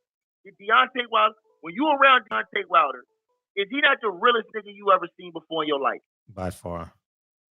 I'm asking you. Is he not the realest nigga you ever seen before in your life?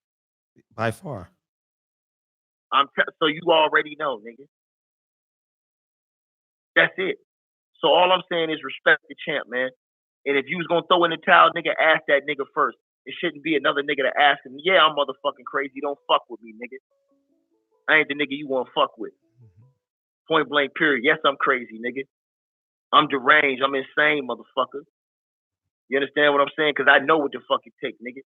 You know what I'm saying? I play professional sports, nigga. I grew up around some of the biggest, best niggas that y'all know. You know what I'm saying? World champions, nigga, on the fucking highest levels of this game, nigga.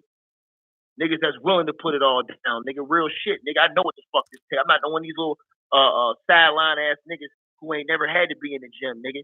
Who ain't never had to do it, nigga. Don't ever tell me to get off the phone, nigga. Nigga, I get off the phone, nigga, when I get off your mama, Michael Gage. Take it. What you got blank, last period, one? nigga. I got to open up the phone Fred, lines. I love you, man. I love you, man. I ain't Thank you, gonna man. the chat no more because these niggas in here talking crazy and shit in the Well, chat stay room, in the man. They chat. really don't know who they fucking with, nigga. But at the end of the day, dog, you know what it is. We can't scream that Wakanda shit, nigga, and then be talking about squash beef with motherfucking Fury and them putting hands on our boy, man. Fuck it, nigga. We fight back to the end, nigga. Simple as that. And you know what I'm saying? Like I said, it is what it is, man. Stop trying to control Wilder life, man. He do what he do. You do what you do, nigga. Appreciate you. I'm out. Appreciate you. All right, Blue, you there? Blue, you still there? Blue, you still there? Yeah, I'm here. Okay. All right. All right. All yeah, right. I just say this, man. Wait. Before, let me shout out Patty Dean. Make sure y'all go buy Patty Dean's black medallion I'm wearing. Okay, go buy it. All right, $30 on her website. Somebody go buy it tonight. All right, and the floor is all yours, Blue. Salute to Patty, man. But yeah, I just want to say this, man. It's not a right and a wrong because yeah, Deontay and his team and everybody could feel like, listen, let him go out on the shield, right? Mm-hmm. And then Mark could say, listen, I love him, and I'm not gonna see him go out like that, right? So if we could all speculate and say this would have happened or this could have happened, or that's all speculation. Nobody knows what could have happened and what would have happened. At the end of the day, this is what I'm saying, right? I respect his wishes to say that he want to go out on his shield as a man, and he don't want to go out that way. But there's rules in place in the sport. At the end of the day, this is a sport. This is a sport, and there's rules in place in this sport to prevent brain injury and to prevent death in the ring. There's a reason that's always daily looking for different ways to prevent these issues, these situations, for a reason. If it was and as far as we know Deontay go out in shield, but there's not too many of them that won't go out on their shield. They nine times that Floyd Mayweather just said, he told Shane Mosley when he got hit, you're gonna have to kill me in here tonight. We saw Donald Stevenson tell his corner, don't stop the fight, and then look how he ended up. Right? We know this. We saw Diego Corrales fight his father in the corner when Floyd dropped him 5 times and his father threw in the towel, and Diego Corrales went and started fighting his father. I'm still on my feet. He wasn't even hurt that bad. He had no injuries, right? So it's a reasoning that is called, and it's a reasoning that saying is in place. We have to save the fighters from themselves. We understand the champ, Deontay the King, is 10 toes down. Yes, he's real. But all of them that step through that ropes put their life on the line for our entertainment and to be able to feed their family. They all do it. And we all have to save them from themselves. How many? We get a handful every now and then that quit. And Roberto Duran can't never live it down. He's still trying to get rid of it because he quit in the ring, right? Anthony Joshua, we felt like he quit against Andy Ruiz, right? But how many times do you see fighters quit opposed to fighters just getting battered in the ring? They're not going to stop. The kid that just, what's his name that Buddy McGirt just had in the ring that passed away. The kid was telling Buddy McGirt, no, I want to keep going. Buddy like, hey, you got one more round. And he still let him go around, and he still stopped it, and the kid still died. So Buddy McGirt stopped it. He said, that's enough. You can't take no more. He stopped it, and the kid still died. He still wanted to continue. So at the end of the day, it's not about of course Deontay is going to. He's the king, and yes, he's going to want to go out on his shield. But it's a reason in that your corner can stop the fight. There's a reason in that the referee can stop the fight, and the reason those rules are in place is for them to be able to stop the fight, because the fighters are not going to quit. The fighters are not going to quit. That's why the rule is there for the corner to be able to stop it and the referee to be able to stop it, because the fighters ain't going to stop. They're going to fight to the death. You put them all in there, they're going to fight to the death. Of course, the champ is going to say, let me go out on my shield. They all want to go out on their shield. Right? Manny Pacquiao, after that Marquez knockout, came right back. Everybody said he should retire after he got knocked out flat on his face by Marquez. He should retire. Manny Pacquiao said, I got a lot more. He still came back. So at the end of the day, it's not about controlling your household. It's not always about just letting your man do what he want to do, right? Because if my brother Fred, look, this is an example, and this is the last example, so Fred can continue on the show. I want to we holding him up, but another example is not about letting your man control his household all the time. So if I tell my brother Fred, here go an example. If I tell Fred, hey Fred, man, I'm going in this room. I'm gonna go in this room and I'm gonna take some pills or I'm gonna commit suicide. Don't let nobody come in this room. Fred just supposed to stand there and block the door and say, I ain't letting nobody go in? No, of course not. Of course not. What are we talking about? He's gonna attempt to stop me by any means necessary. And 9 times out of 10, what he's gonna say is, hey bro, you can't do that. You got a family. That's the first thing that people say. You got a family. Deontay Wilder, yes, he's a man. Yes, he's a warrior. And yes, his team are 10 toes down. Every last one of them. Chris, Joey, Tay, they're all 10 toes down. They're all real. Cuz, they're all real. 10 toes down. Yes, they are. Every single last one of them. Right? But at the end of the day, this is what so yes, they real. And so guess what? Tay is my brother too. Tay box too. Tay Jones. He's part of his team. I would say the same thing for him. Hey champ, you gotta go home to your lady. Tay just was there. He took a flight back and forth to make sure he meet her needs and then come back and I hope I'm not putting his business out there, but he meet his needs and he come back, you know what I'm saying, and support the champ and be there for his brother and all of that.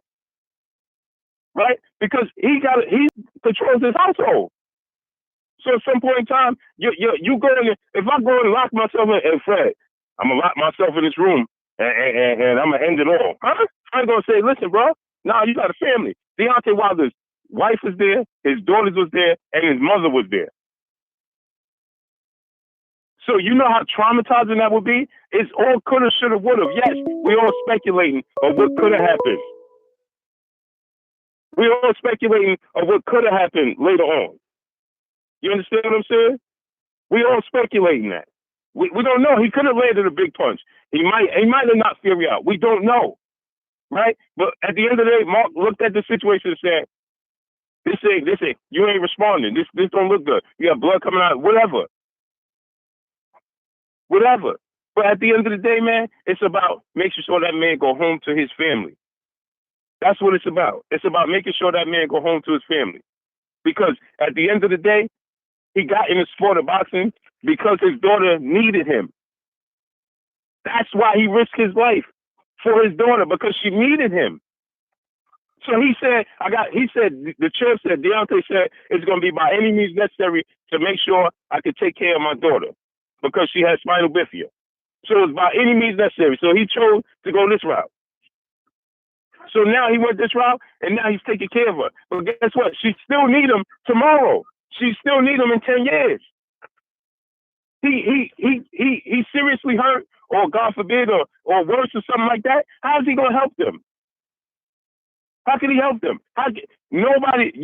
Nobody can love them and do what he could do. Now I know, like Tigger said, he got people in place, and yes, he got his brothers there, he got his uncles there. You know, she'd have her uncles and all that. It's nothing like your biological father. Nothing. Nobody can replace that. Nobody. For your daughters, nobody can replace that. Period. And so it's a rule. Those rules are in place for a reason. That's just my take. Yes, I understand this side. I understand the champ side, and I understand the other side. Nobody is wrong. No, there isn't no wrong person in this situation. And salute to my brother Fred, man. Let me let you get back to your show, bro. We're holding you up. I appreciate the dialogue. I appreciate the dialogue because that's the conversation in boxing. You know what I mean? Should have the fight been stopped? You know, that's a dominating conversation. I haven't even met Sergey Kovalev today. Motherfucker got caught with a DUI last night. You know, so you know what I mean? So it's dominating the conversation. Right. It's just like he's saying, like, you can't let nobody control your household as a man. Yes, I understand that. But if my brother tell me he gonna lock himself in the room and hey yo, Blue, don't just stand by the room, don't let nobody in here, because I'm gonna off myself. Huh? So I'm just gonna stand by the room and block it. Say, listen, he didn't want nobody in. He a man of his word. I gotta go let him handle his business. What are you talking about? No, it don't work that way. What are we talking about here? It doesn't work that way. So you know what I'm saying? Like, listen. So at the end of the day, he get in the ring, and we know when they get in the ring, it's a chance. And this they also said this. So this is what another thing that people were missing. What he also says, yes, he's willing to take him in life. He will, because this is the sport, right? You got to have that mentality when you step through the square circle, right? But guess what? What he also says this: I want Fury to go home to his wife and kids. He also said that, didn't he? He did. He said. So if he's saying that, then that means he have a passport afterwards. So he said, I hope we both go in there and we both get out healthy and safe, and Fury go home to his wife and kids. In the heat of the action, of course, he's gonna feel like, don't stop it.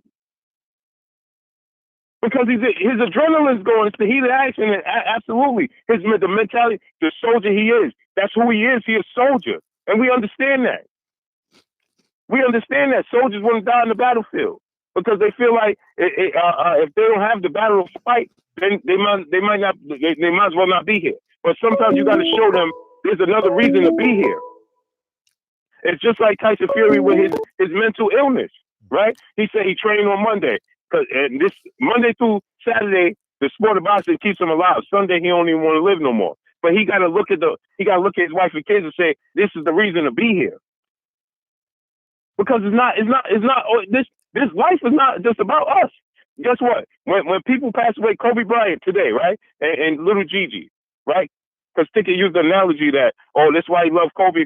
You think Kobe's daughters don't want Kobe here?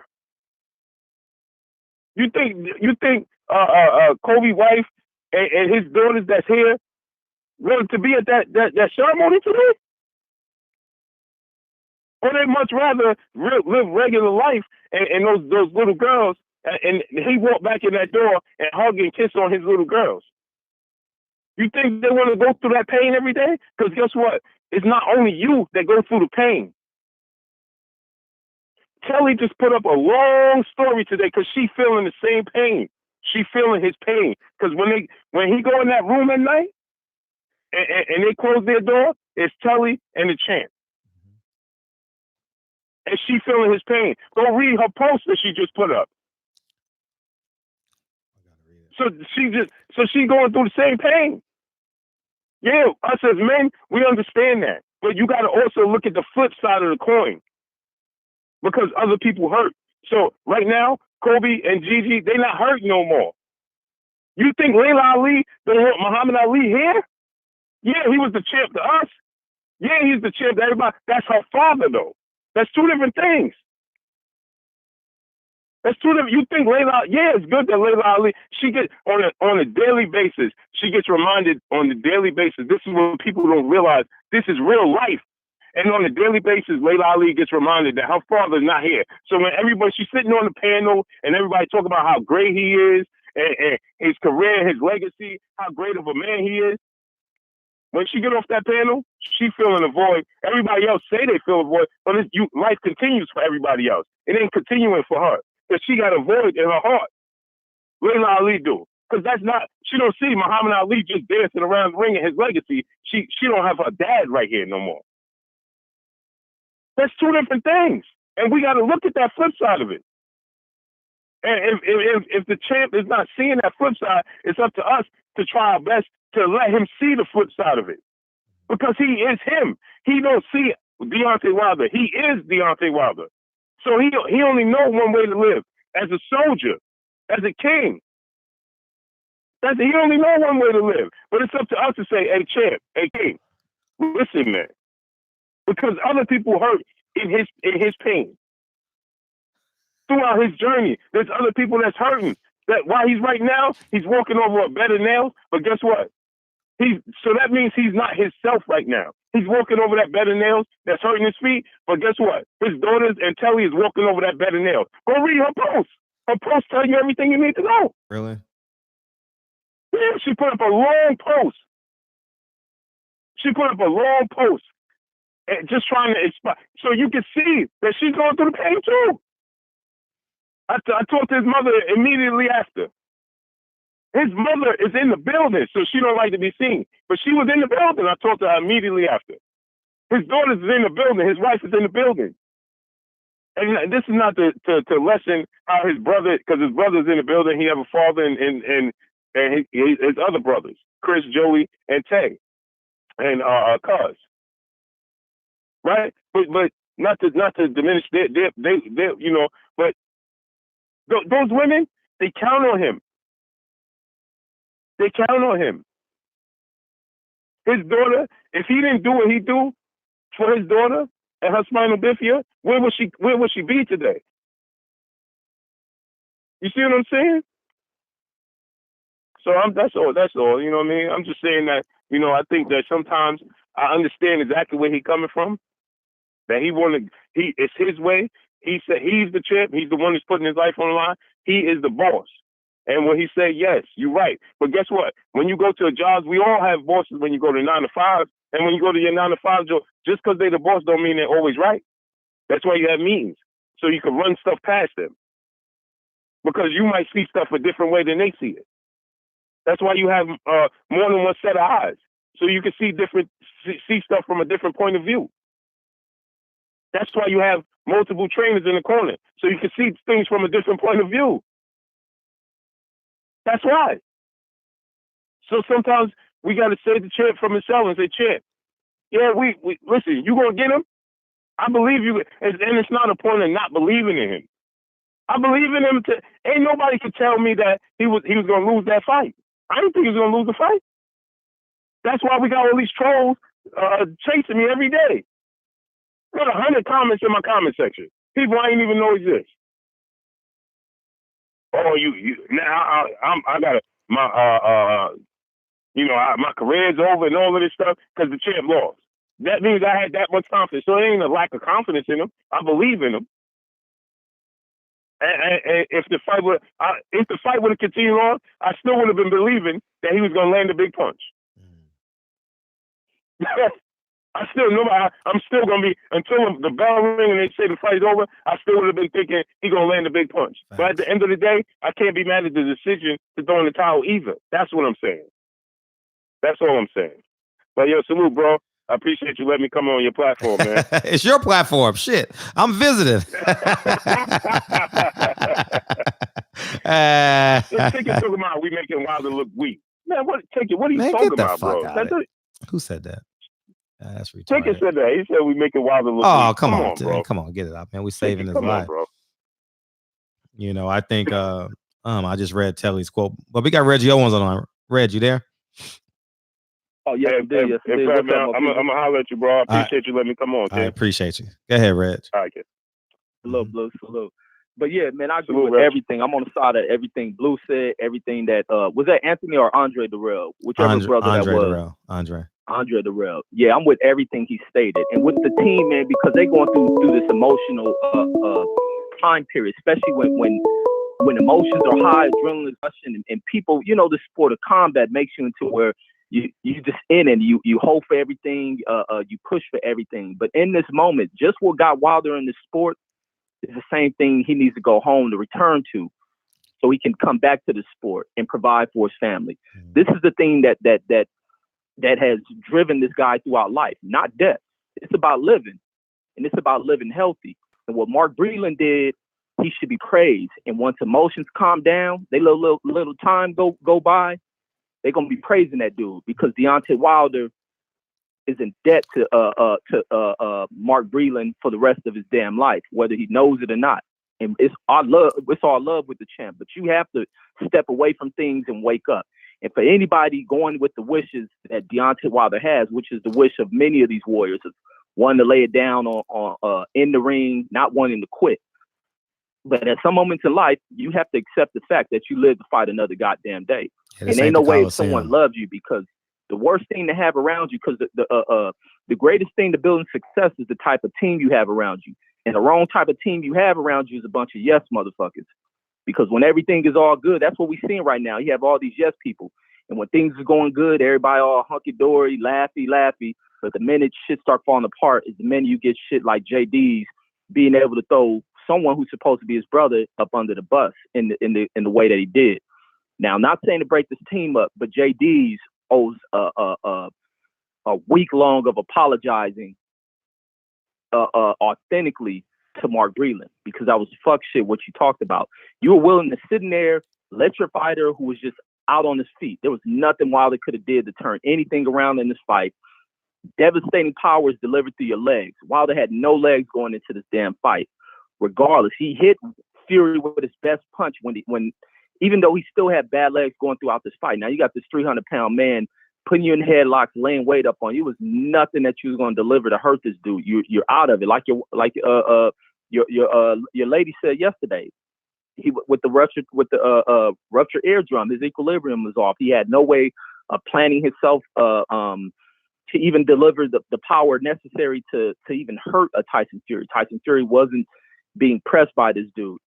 And I just, to me, man, it's just the worst thing to have around you is a bunch of yes people, and people who define things as being soft. Ain't nothing soft in what happened, man. Everything is about returning healthy. This dude could have. These are heavyweight ass champions, big motherfuckers throwing heavy blows at each other, man. He could have caused some lifelong debilitating type things for Wilder, and Wilder had to live the rest of his life as a vegetable, whatnot. What are people gonna say? How you gonna feel?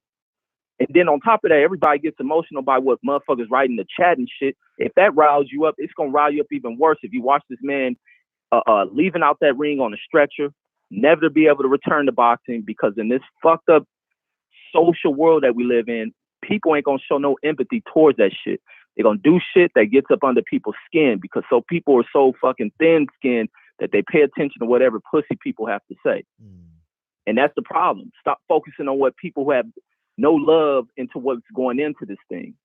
Sidestep them, avoid what they're doing. But this one is about the champion, because we believe in Wilder. We know Wilder gonna come back, gonna get these goddamn titles. But that team needs to strengthen up, have some real faith, and get things back right. And this ain't on Darrell. Darrell did the right fucking thing to anybody who's saying he did something wrong. And it's crazy that a person outside Wilder's team can have more compassion. Fuck what Wilder was saying. Wilder was just saying what a warrior wants to say. He doesn't want to have a fight stop. But that's kamikaze shit. You don't do that. Ain't no suicide missions out here. You're going to get back in here, and now he gets to go into a goddamn trilogy with this thing, making more money, securing more things, because what Wilder also talks about is this generational wealth. So now you get to create that. That's why you're going to owe something to Mark Breland. You owe a lot to him. And a bunch of y'all who think Mark Breland soft, y'all owe a lot of shit, because you ain't been through shit and you don't understand shit. And a lot of people supposed to be from the hood. You see the shit that people go through, losing loved ones, kids out here with nobody. And what happens with kids when they ain't got the guidance of a father? They become fucked up individuals in our society, dangerous individuals in our society. So it's key that that Wilder's able to return back home healthy, able to recover from this thing, and to get right back in there. And he's going to be successful when he gets back up in this thing. And we know that. But that's all I got. I want to hear the other callers as well. Appreciate it. I'll catch you guys. Thanks, Fred, for keep rolling with this, man. All the time. All the time. Yes, dude. Peace. Let's go. What up, man? How you feel, man? Barbershop conversations. Feel free. Kurt, I'm going to let you talk after him. Hey. What up, Mr. Finesse? What is that, Fred? What up? How you feel? I'm chilling, my brother. Mm-hmm. How you living? Great. Yo, I'm gonna say this. First of all, shout out to the chat. Salute to you, Fred. Blue Blood, Ticket, Reggie Owens, y'all all talking some real shit. And I'm gonna say that I agree 100% with Blue Blood, as far as there's gonna be no good reason that you could explain to somebody's kids why their father is gone. Especially some shit like in a boxing match. You know what I'm saying? With that being said, like Blue said, you got to protect the fighter from himself. Granted. With that being said, though, I agree 100% with Ticket TV, because you can't tell me the champ didn't deserve better than that. Because in the 5th round and the 6th round, when Wilder was wobbling, why weren't they telling him that? Like, yo, champ, you ain't showing me nothing. Yo, I can't watch you go through it. I'm about to throw in something. You know what I'm saying? The way it went down. Now, I remember when it happened, I was mad as a motherfucker. Like, yo, that's crazy. Why would they do that? But I do understand why he did it. So that's why I can agree with both of them. Because both of neither one of them ain't saying something that's wrong or that don't make no sense. You know what I mean? I get it. Yes. We want to see the champ walk away, not be carried out. Absolutely. Obviously. But at the same time, god damn, do the champ not deserve better than to have the towel just thrown on him like that? That's all I'm saying. Because in between rounds, I don't know what the fuck was going on up in that corner. But in between rounds, I wasn't hearing none of that. Because Wilder was looking to me, Wilder was looking crazy from the gate. I thought he won the 1st round. I thought he won the 2nd round. But even in the 1st round, if you see, Wilder hit Fury with a straight right hand flush. But his legs just look, I don't know, man. He just looked crazy to me from the rip. But there is no excuses. The 2 men got in the ring, the better man won. Yes, Wilder, if they let it go, Wilder could have been hurt badly, could have been carried out. everything y'all saying is true. But at the same time, had they let it go, Wilder could have clipped him. Who you don't know. The same way you don't know if you would have got hurt, you don't know what would have happened. I just feel like the champ deserved better than that. You know what I'm saying? When we was in the Ortiz fight in the 7th round, and people were talking about, oh, they should have stopped the fight. I remember how my crib was that day. We were all acting the same way we were. It just wasn't over the period of 4 rounds. It was in 1 round. But we all felt the same way. Oh, he's out of it. Oh, shit, he ain't got no legs. And then what did the champ do? You know what I'm saying? So, again, I'm not saying that Reggie Owens or Blue Blood is wrong, because they're not. They're 1,000% right. But y'all can't act like you don't understand at all what Ticket is saying, because the man. Now, this is another thing bugging me out. For the Wilder to be 42-0, come into this fight a top-notch heavyweight, the best versus the best, where anybody can win, and him lose the fight, and now everybody is, Wilder need to do this, Wilder need to do that, Wilder can't do this, he can't do. Y'all remember this the same motherfucker who has been winning all them fights? Half of these trolls jumping in here now telling us what Wilder is and what he ain't. Them motherfuckers was picking Wilder to win the fight. Now that he lost, y'all feeling good. I've been saying this shit all day. They've been waiting on this moment for the last 5 years. They've been waiting on something. So y'all got one. But at the end of the day, like I said, I understand what Ticket is saying, and I understand what you were saying, Fred. I understand what Reggie Owen was saying, and I understand what Blue was saying. I just feel like the champ deserved better than to just out of nowhere take it from him after all this run he been on, all the work that he did put in. You know what I'm saying? And I don't appreciate all the so-called fans now, or the niggas that was fans. Now, all of a sudden, you got all these critiques of Wilder. Because in the Spilker fight, Wilder seemed to be getting outboxed. And I heard niggas saying the same shit. And then he put that boy into a damn oblivion. And it was, yo, that nigga got power. In the Gerald Washington fight, nigga, I'm not talking about the hurt part. I'm talking about the outbox part. The same shit was happening. And Wilder came and boom, one shot, changed everything.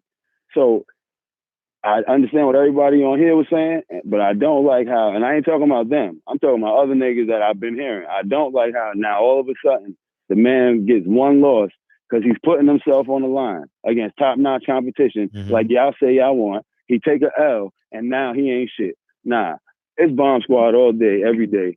Salute to the chat. Salute to you, Fred. I'm out. Yo, LDBC represent. We media represent. I'm out of here. All you, Kurt. Shit, man. First off, I appreciate you. I told you that this weekend. Thank you. Yeah, no doubt, man. I appreciate you, Blue, Champs, out everybody. I appreciate our king Deontay. I'll look at it like this, man. It's a minor setback. It's a minor setback. This is a good time. This is a good period for him to reevaluate who's really around him in his corner, in his circle, and see, you know what I'm saying, like who's down to ride with him, because everyone can smile and be yes man when you're winning, when you're on top. But when your kingdom is in peril, you know, who's really down to ride with you? So I know he's sorting that out right now, and I know it's been publicized him and Mark Breland aren't seeing eye to eye, or he fired him or whatnot. I really hope that in time, and I think he will, in a couple of weeks' time or however long it takes, he realizes that I think what Mark Breland did, even though some of us disagree, I think he did the right thing, because it's better to live the fight another day. Because I'm of the belief, I'm pretty sure you're of the belief, everyone who believes in Deontay is of the belief that he's going to get him back the third fight. Yeah. They're going to fight again, and he's going to get that shit back. I have no doubt. He's going to come back stronger. As far as like revamping his style or this and that, look, he is who he is at this point in time in his career. And as the caller before pointed out earlier, no one was saying shit when he was knocking everybody out. You know what I'm saying? Like, for everyone to be so critical of his style and what he has or does not have, I think it's pretty amazing for someone to pick up boxing at the age of 19 or 20 and to go to the Olympics, win an Olympic medal, to defeat guys like Luis Ortiz, to arguably beat Tyson Fury the first fight, you know, to have 10 straight heavyweight title defenses, to be a reigning champion for 5 years, to want to fight the best out there. and to perform and have over 40 knockouts and over 40 wins, all of a sudden he's a bum now? No, that shit's just hatred. If he's such a bum, if everyone out there critical of him saying he's such a bum, you get in the ring with him and see what happens. You get knocked the fuck out. So it's all good. He's gonna come back. I have no doubt he will be back. All you got to do is just heal up, check the niggas around him, ain't supporting them the way they need to, and he'll be back. That's pretty much it, man. I don't want to hold everything up. I appreciate you. Oh, appreciate you, Kurt. And if you talk to Deontay, I know the nigga don't know me, but let him know that I'm riding for him. You listening? Somebody on the team listening. What's that? I said somebody listening. I mean, look, I'm riding for him. In the riding aspect, trust me, I'm riding for him. We'll be putting in work for him. You take it easy, man. Appreciate the call. Yep. One. Finally got you. What's up, man? What's up, bro? What's going on? How you feel? Oh man, I feel pretty good, man. Trying to get in here all night. But all right. I'm an athlete. I played Division I basketball. I played overseas for 4 years. In the first 2 rounds, like my man was saying, like he didn't have legs up under him at all. You could see like he was kind of like, I don't know what was wrong with his leg, but you could see he was kind of wobbling on his leg a little bit, like he favored the motherfucker or something. So then, I got one more. Let me see. I ain't used to speaking in public and nothing like that. Oh, you good. So Take my your voice time. tripping. Take your time. We good, man. It's a community. Shit. All right. Yeah. So with that being said, Mark Breland. Mark Breland gave Deontay Wilder another chance to fight in August by stopping his fight and making more money. You know what I'm saying? We so built up on emotion. You know what I'm saying? Deontay Wilder's a man. You know what I'm saying? Like he put his clothes on just like we do. You know what I'm saying? Like after like that 3rd round, like he wasn't coming back to himself. You know what I'm saying? Like he wasn't, you know what I'm saying? After the Ortiz fight, you could see, I see people bringing that up. You know what I'm saying? You could see the bounce back or whatever. You know what I'm saying? You could see where he was hurt and he was able to come back. In this fight, he was injured. He wasn't coming back after that 3rd round. Like I was in the movie theater watching the fight. After like the 5th round, like I had to leave up. I didn't want to see it. You know what I'm saying? So I had to call my friend and he had to walk me through what was going on. You know what I'm saying? Because I could see what was going on. Andre Durrell, you know what I'm saying? God bless him because he did what, you know what I'm saying, what the motherfuckers in the corner should have done. You know what I'm saying? Like, that's all I got to say, man. Andre Durrell did his thing. Like, he did what he was supposed to do. You know what I'm saying? You can play hurt, but you can't play injured. And Wilder came in this fight injured. All right, man. That's all I got to say, man. Y'all have a good night. I appreciate you calling in. Thank you. All right. Well, appreciate you, man. First time caller, man. Welcome back anytime.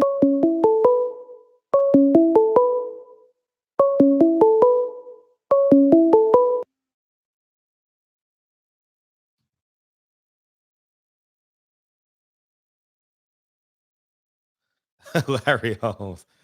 Hey, thank you, Mr. J-Dub. I appreciate the others Cash App too, man. Thank you, man. I appreciate you, Jason. Mr. J-Dub, man. I appreciate you, man. Thank you, man. I genuinely appreciate the support.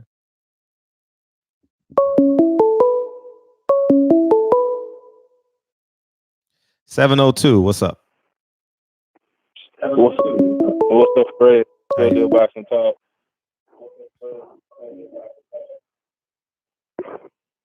Can you hear me? Yeah, very well. What's up? Oh man, I thought it was a good stoppage, man. I thought see, a lot of people keep talking about, and I don't mean no disrespect, but the casuals keep talking about Wilder's fight with Ortiz. When Wilder was hurt, that's a whole different fight. The one with Fury, Wilder's eyes were down. He just didn't look good.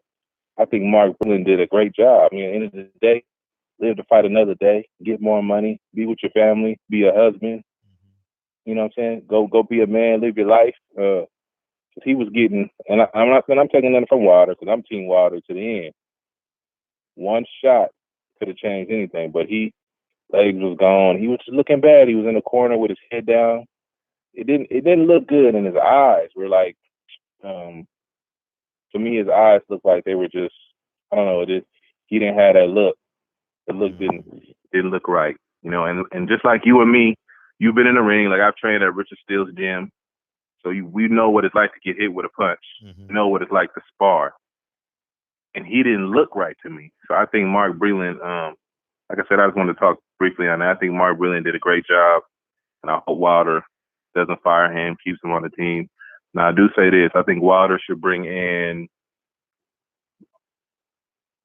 somebody to help him with his jab. Work on that jab, double up the jab, work on a couple of combinations.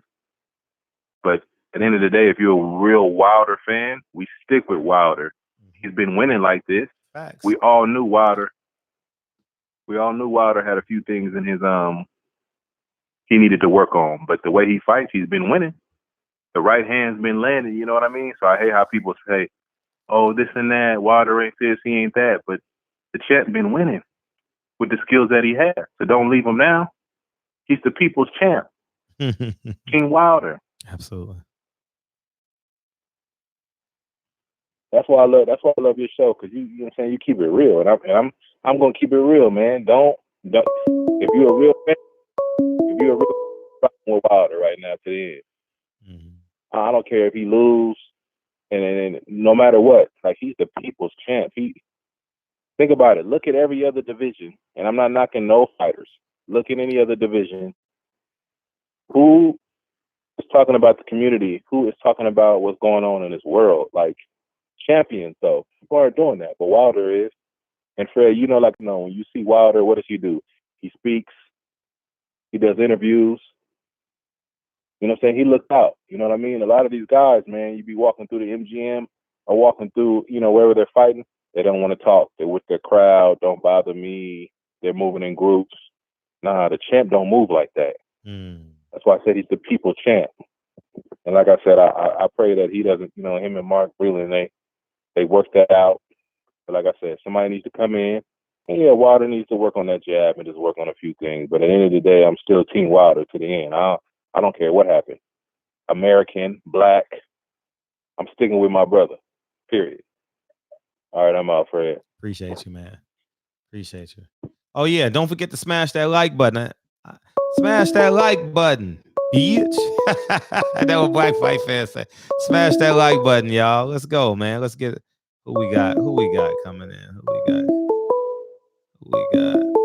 256. What's up?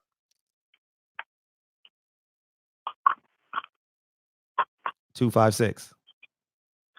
What's happening, man? Hey, how you feel? Oh, man. Shit, I can't call it. Okay. I need to touch on something that ain't nobody touched on yet, man. We all talking about the symptoms. We all talking about what went wrong, like he didn't look right, his legs look bad. But we're not talking about the root cause of everything. Now, what is Tyson Fury's nickname? Like, what is his alter ego name? The Gypsy King. And what do gypsies do? They roam. Voodoo. Is that what we get to? They perform rituals. Y'all really. And now, if you from Alabama, if anybody in the chat line from Alabama or Louisiana, they know exactly what I'm talking about. Y'all really believe that they don't believe in them rituals? They perform rituals. They perform all types of witchcraft. Deontay didn't look right from the get-go. It wasn't even about after the second round or after the knockdown. It wasn't none of that. From the get-go, from the beginning, he didn't look right. He didn't look right. And then, dude was in the corner, said the same thing. He said the energy was off. He said he felt the negative energy, man. They perform all type of witchcrafts. Man, them gypsies be performing so many witchcrafts. Bruh, I'm thinking that's what happened, man. And even Deontay Wilder said in an interview with Joe Rogan last year when he fought Tyson Fury, he said he felt like something wasn't right. Like when he was trying to hit him, he said he felt like something was stopping him and possessing him from hitting him in the last fight. Did you watch the Joe Rogan interview? Yeah, he actually told me. He told me that personally. It was hitting him in the chest or something. Like it was a force field or something. Yeah, I remember that.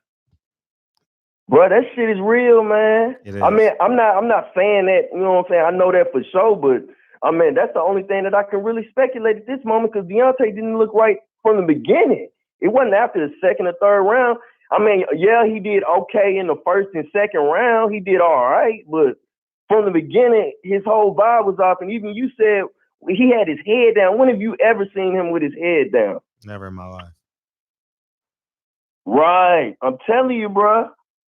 I mean, we can't prove it. I know we can't prove it or anything, but I mean, that's the only thing I can speculate on at this time. I'm from Alabama. I'm in Alabama right now. And, bro, they perform something, man, there's so much witchcraft and all type of rituals basically performing down here, man. But, yeah, I'm gonna let you get to another caller, though. I just wanted y'all to touch on that, though. Appreciate you. All right, bet. Finally, what's up, man? Yeah, man, I'm glad you call in, man. I need to say this shit, man. Go ahead. Bro, like, motherfuckers got to stop being emotional. Like, for real, for real. Like Deontay Wilder lost, bro. You feel me? Like, as much as y'all, as pains for y'all to accept that shit, he lost, bro.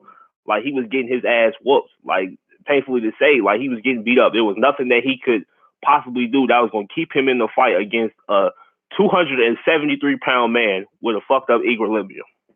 Like, that was the best move to make to get him to stop the fight. Like, real shit. I mean, you making points. Still there? Like, all this, he shouldn't have stopped the fight. This, he should have just kept on going. Like, man, you have they ever fought like a day in their life? Like, for real? Like have they ever had a 273-pound man charging at them? Like, this shit sounds fucking crazy, bro. Like, for real. Like, motherfuckers gotta use their fucking brain. But that's all I had to say, man. Like, I just had, like, use your fucking brain. All right, Fred. I appreciate you. Thanks, TB. I appreciate you.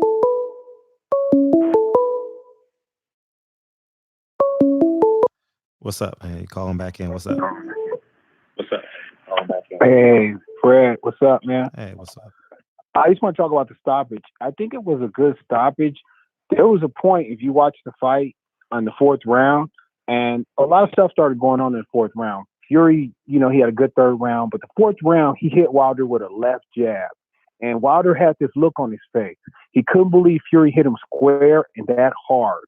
And he just had this look on his face. It was like a defeated kind of look, like it's all downhill from here. And it was the fifth, sixth, seventh, that was it. But Wilder did not look good. He did not look like himself. I've never seen that look on his face that he had when he got hit with that left jab. And Wilder was hurt, man. In the seventh round, he was hurt. I was like, they need to stop this. They should have stopped that in the sixth round, in my opinion. So I think it was a good stoppage. I mean, what do you think overall? Was it a good stoppage? Yeah, I have no problem with it. I also wouldn't have a problem to see if Deontay Wilder responded on the next combination. But what's not happening on my watch is watching this man take punishment, knowing that something's wrong with his ear that could possibly fuck up his equilibrium. You know what I mean? Because let's say he win the fight. How much punishment does he have to take to win the fight? You understand? Yeah, and I saw the blood just squirt out of his ear, and I was like, man, I saw that. That nothing about that looked good to me. No. Nothing. And all my personal feelings aside, Wilder's always been a warrior. He always has been a warrior. I've never seen him defeated. I've never seen him shell shocked. That fight, I saw everything was wrong. He looked defeated. He looked shell shocked. And Fury was just, I've never seen Fury like that, to be honest with you. Fury was on a mission. I didn't even know that Fury existed. Fury was connecting. I mean, with everything, lefts, rights, body shots. I was like, damn. And I just thought it was a good stoppage. You know how I feel about Mark Breland. That goes to the soul. Mark Breland is top notch, man. As a person, as an athlete, as a champion. I just hope they can work that out, man. I couldn't believe the news I heard today. If he fires him, that's on Wilder. I'm just saying, that was a good stoppage, man. If I was in the corner, I'd have done it too. Anyway, you busy. I don't want to hold up the line. I just wanted to get your thoughts on that, bro. Good night, though. I'm going to bed. I'm taking my ass to bed, man. I appreciate you. All right. Later, man. All right, all you now. Go ahead. All you, man. Go ahead.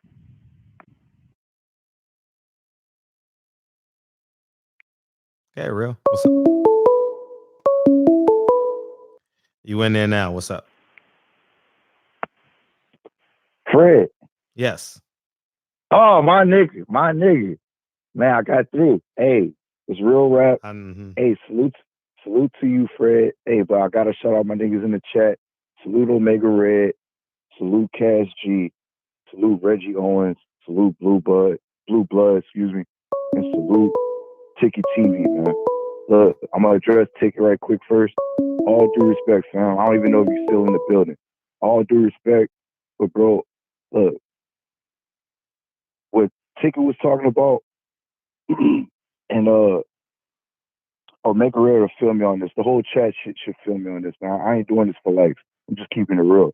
What Ticket was talking about, man, in a warfare situation, when niggas actually go to war, you know, people understand that there will be casualties. It's understood and it's acknowledged. It's accepted. It's a hard pill to swallow, but that's a whole different scenario than what fucking Ticket was talking about.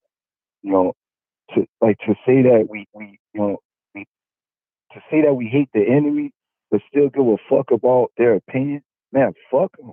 Like, we already know where they're coming from, man. You know what I'm saying? The hate, the real hate, we already know where it's coming from. It's not coming from supporters. It's not coming from, you know what I'm saying, niggas turn their back. I'm not on social media like that. You know what I'm saying? I don't pay attention to niggas, you know what I'm saying, that's doing that. As far as I'm concerned, for the past few days, every LDBC channel has been on code and together. But when you love somebody, you motherfucking keep it real, man. And you tell the person that you love the fucking truth, man. Wilder was not getting stronger in that fight. I don't give a fuck. And I know what I'm looking at. I done watched the fight full time. I ain't got no weak stomach, man. The first time was hard to get through. But the second and third, it got easier, man. And I broke the shit down. I watched the shit. I'm on my fourth time watching. The man was not getting stronger. After he took that debilitating shot in the third, that man's legs never recovered. And yes, I'll say it. You know, I don't have relationships in the box community. I can keep it real, man. His corner failed him. I don't give a fuck. I saw the shit over. I DVR'd the shit, man. His corner failed him. There was no plan B. There was no plan C. There was no adjustments being made. There was no encouraging remarks being made. There was no champ. How you feel? There was nothing. You know what I'm saying? There was nothing. You know what I'm saying? And for that man to say, you know, that we're making the champ look soft, that nigga ain't got nothing to prove, man. You know what I'm saying? I got the shit tatted on my arm. Stand for something or fall for anything. The man done stood up over and over and over, man. Wilder ain't got shit to prove to me. I seen the heart of a champion.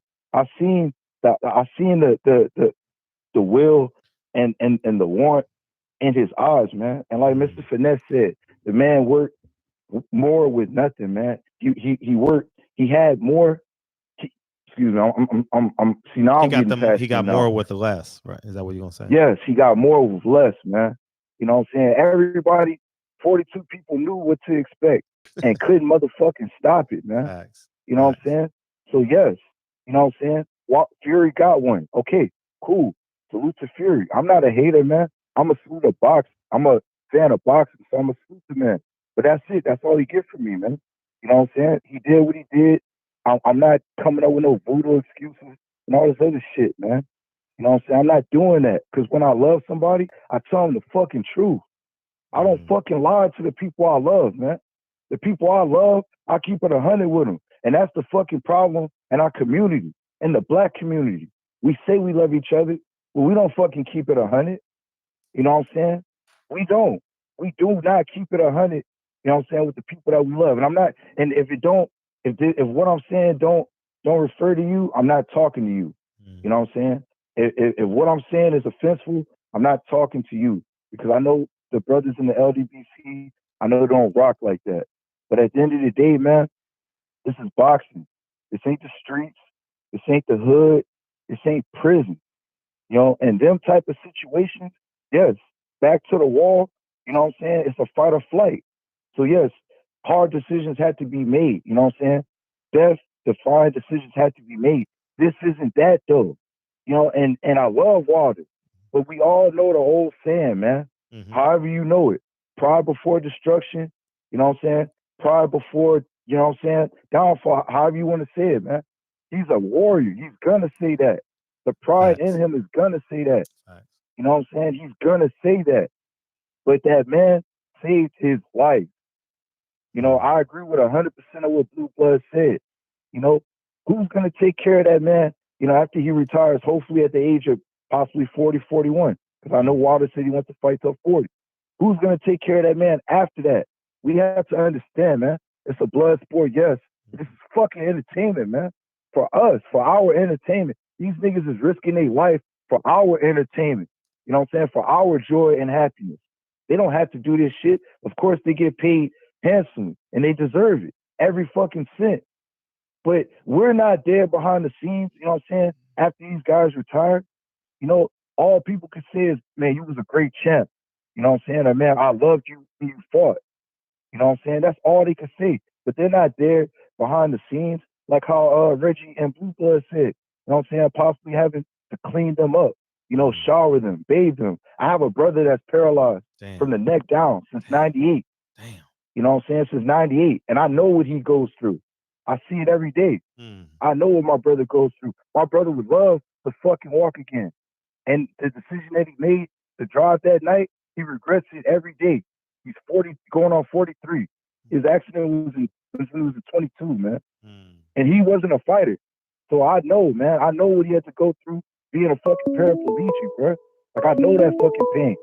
You know what I'm saying? So when it comes to Wilder, I love Wilder. Yes. Was it hard to watch like my man get you know what I'm saying? It wasn't his night. It was not his night. His performance wasn't there. His legs were not coming back. You know what I'm saying? Like fucking like Mario. You know what I'm saying? You can't eat a fucking carrot or an apple and get fucking strength back. This ain't the fucking video games. This ain't the movies, man. This ain't Rocky, dog. You know what I'm saying? Nobody's supposed to get hit flush to the head like that. You know, is he a warrior? Yes. You know, does his loss take anything from my, you know, from my respect for the man?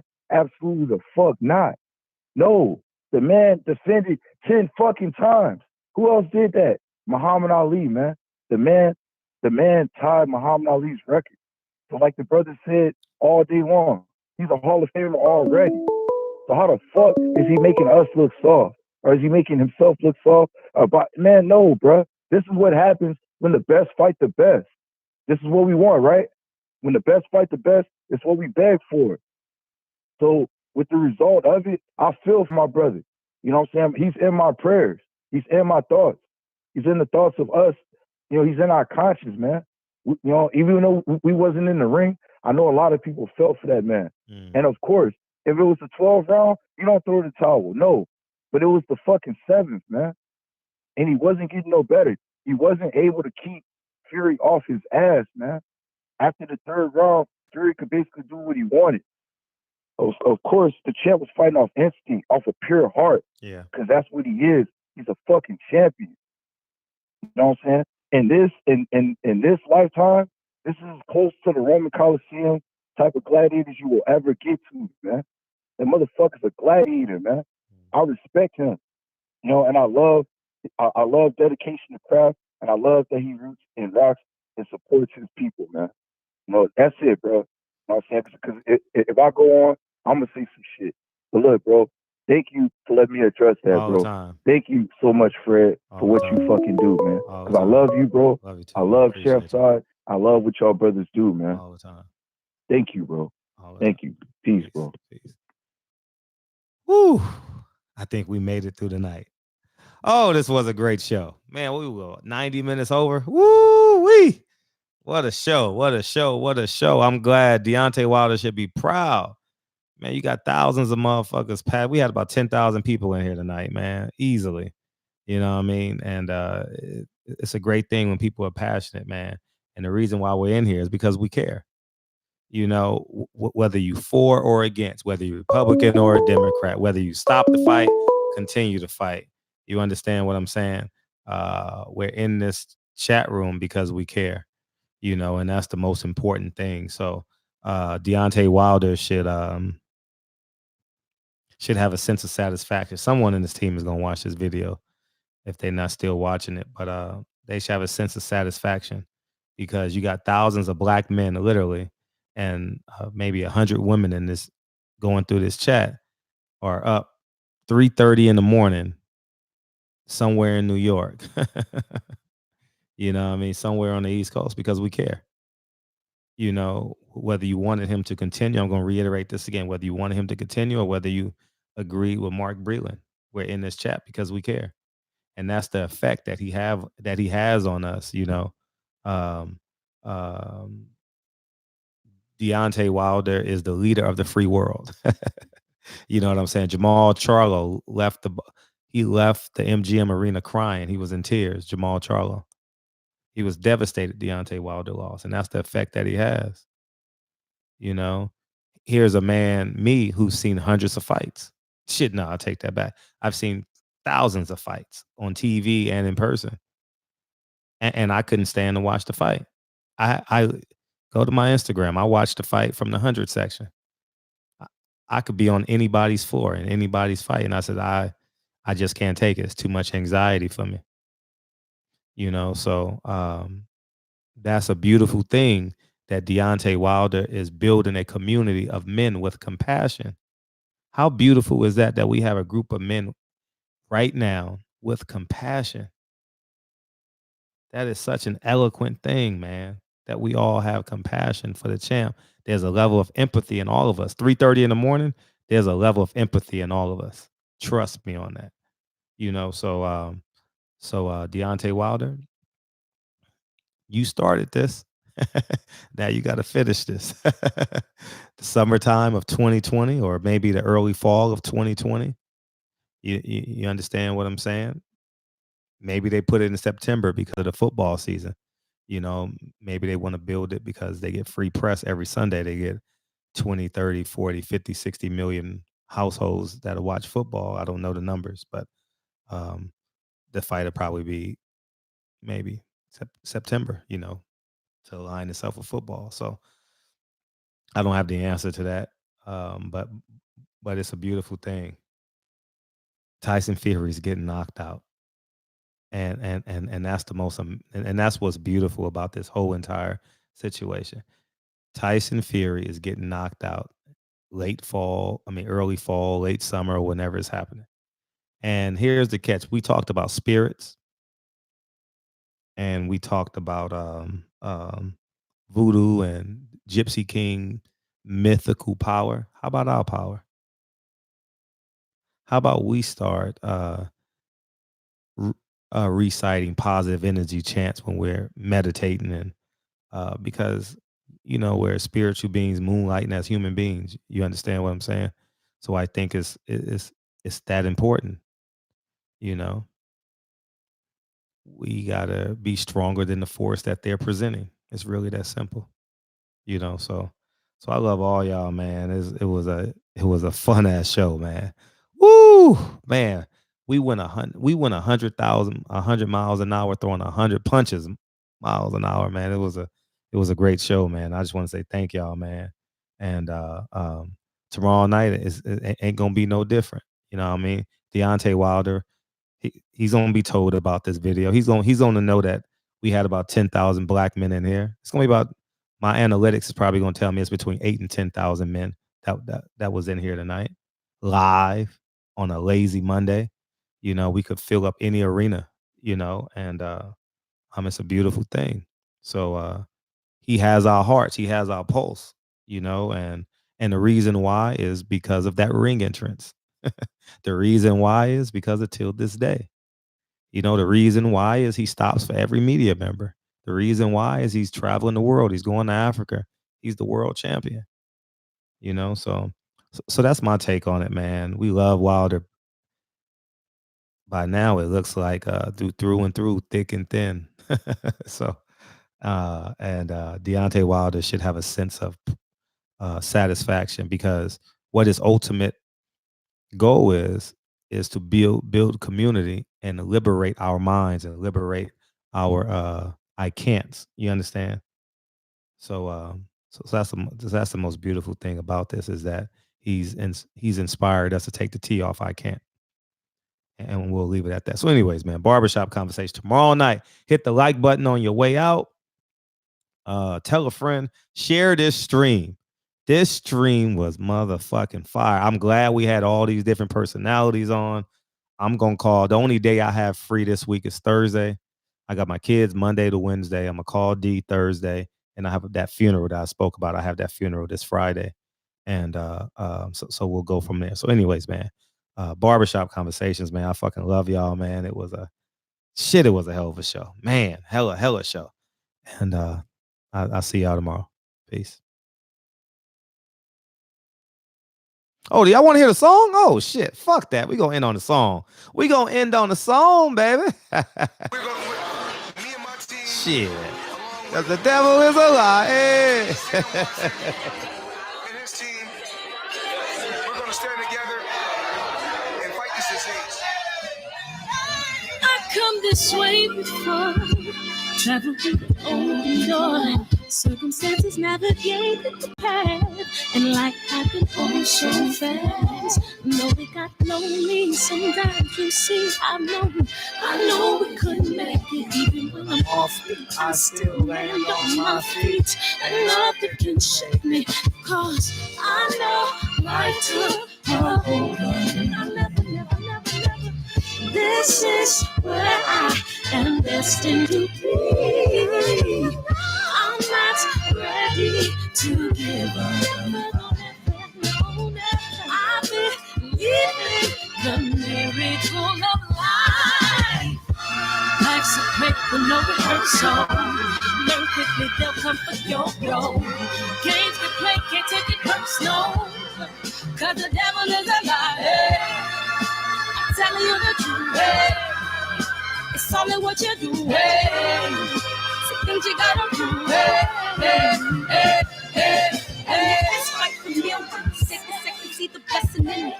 With much expected, much is given. When I made the living, now I'm giving back to children. Never let the power come first before your happiness. Yes, you can be the best if you go the distance.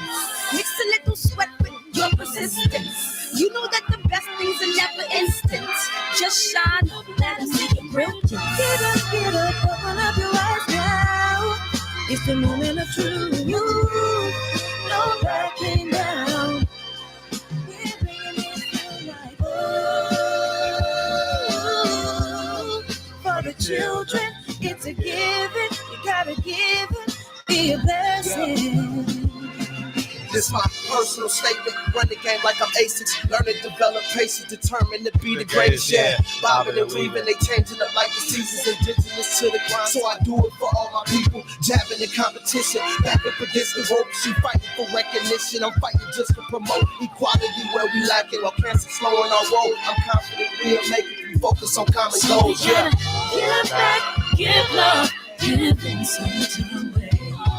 Never give up, stand tall to fight another day. 2 toes, 2 feet, I stand on the ground.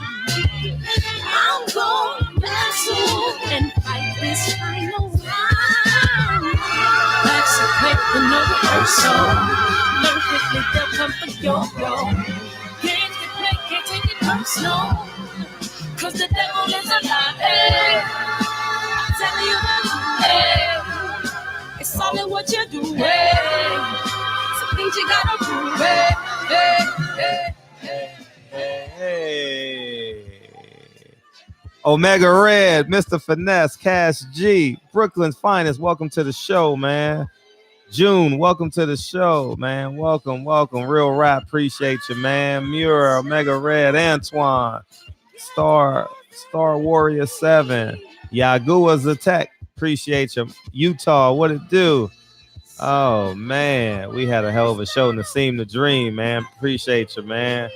Raekwon, man, you made it from the first second to the last second, man. Appreciate you. Peeper Hernandez, man, you know what it do. Reggie, yes, indeed, Owens. Yes, indeed. Would it be yes, indeed, Reggie Owens or Reggie, yes, indeed? I like Reggie, yes, indeed, Owens. I like that better. What up, good time? We're gonna have a good time. Man, your auntie passed away, man. Penny's, man. Penny auntie passed away, man. Damn. Young world, man. Man, what it do, man? Asia Math, man. You made it. You made it. You made it to the finish line. I appreciate y'all, man. I love y'all, man. About to get out of here. Smash the like button on the way out. I'll see y'all motherfuckers tomorrow. And share this stream because it's that important. All right. It's that important. Okay. I appreciate y'all. Peace.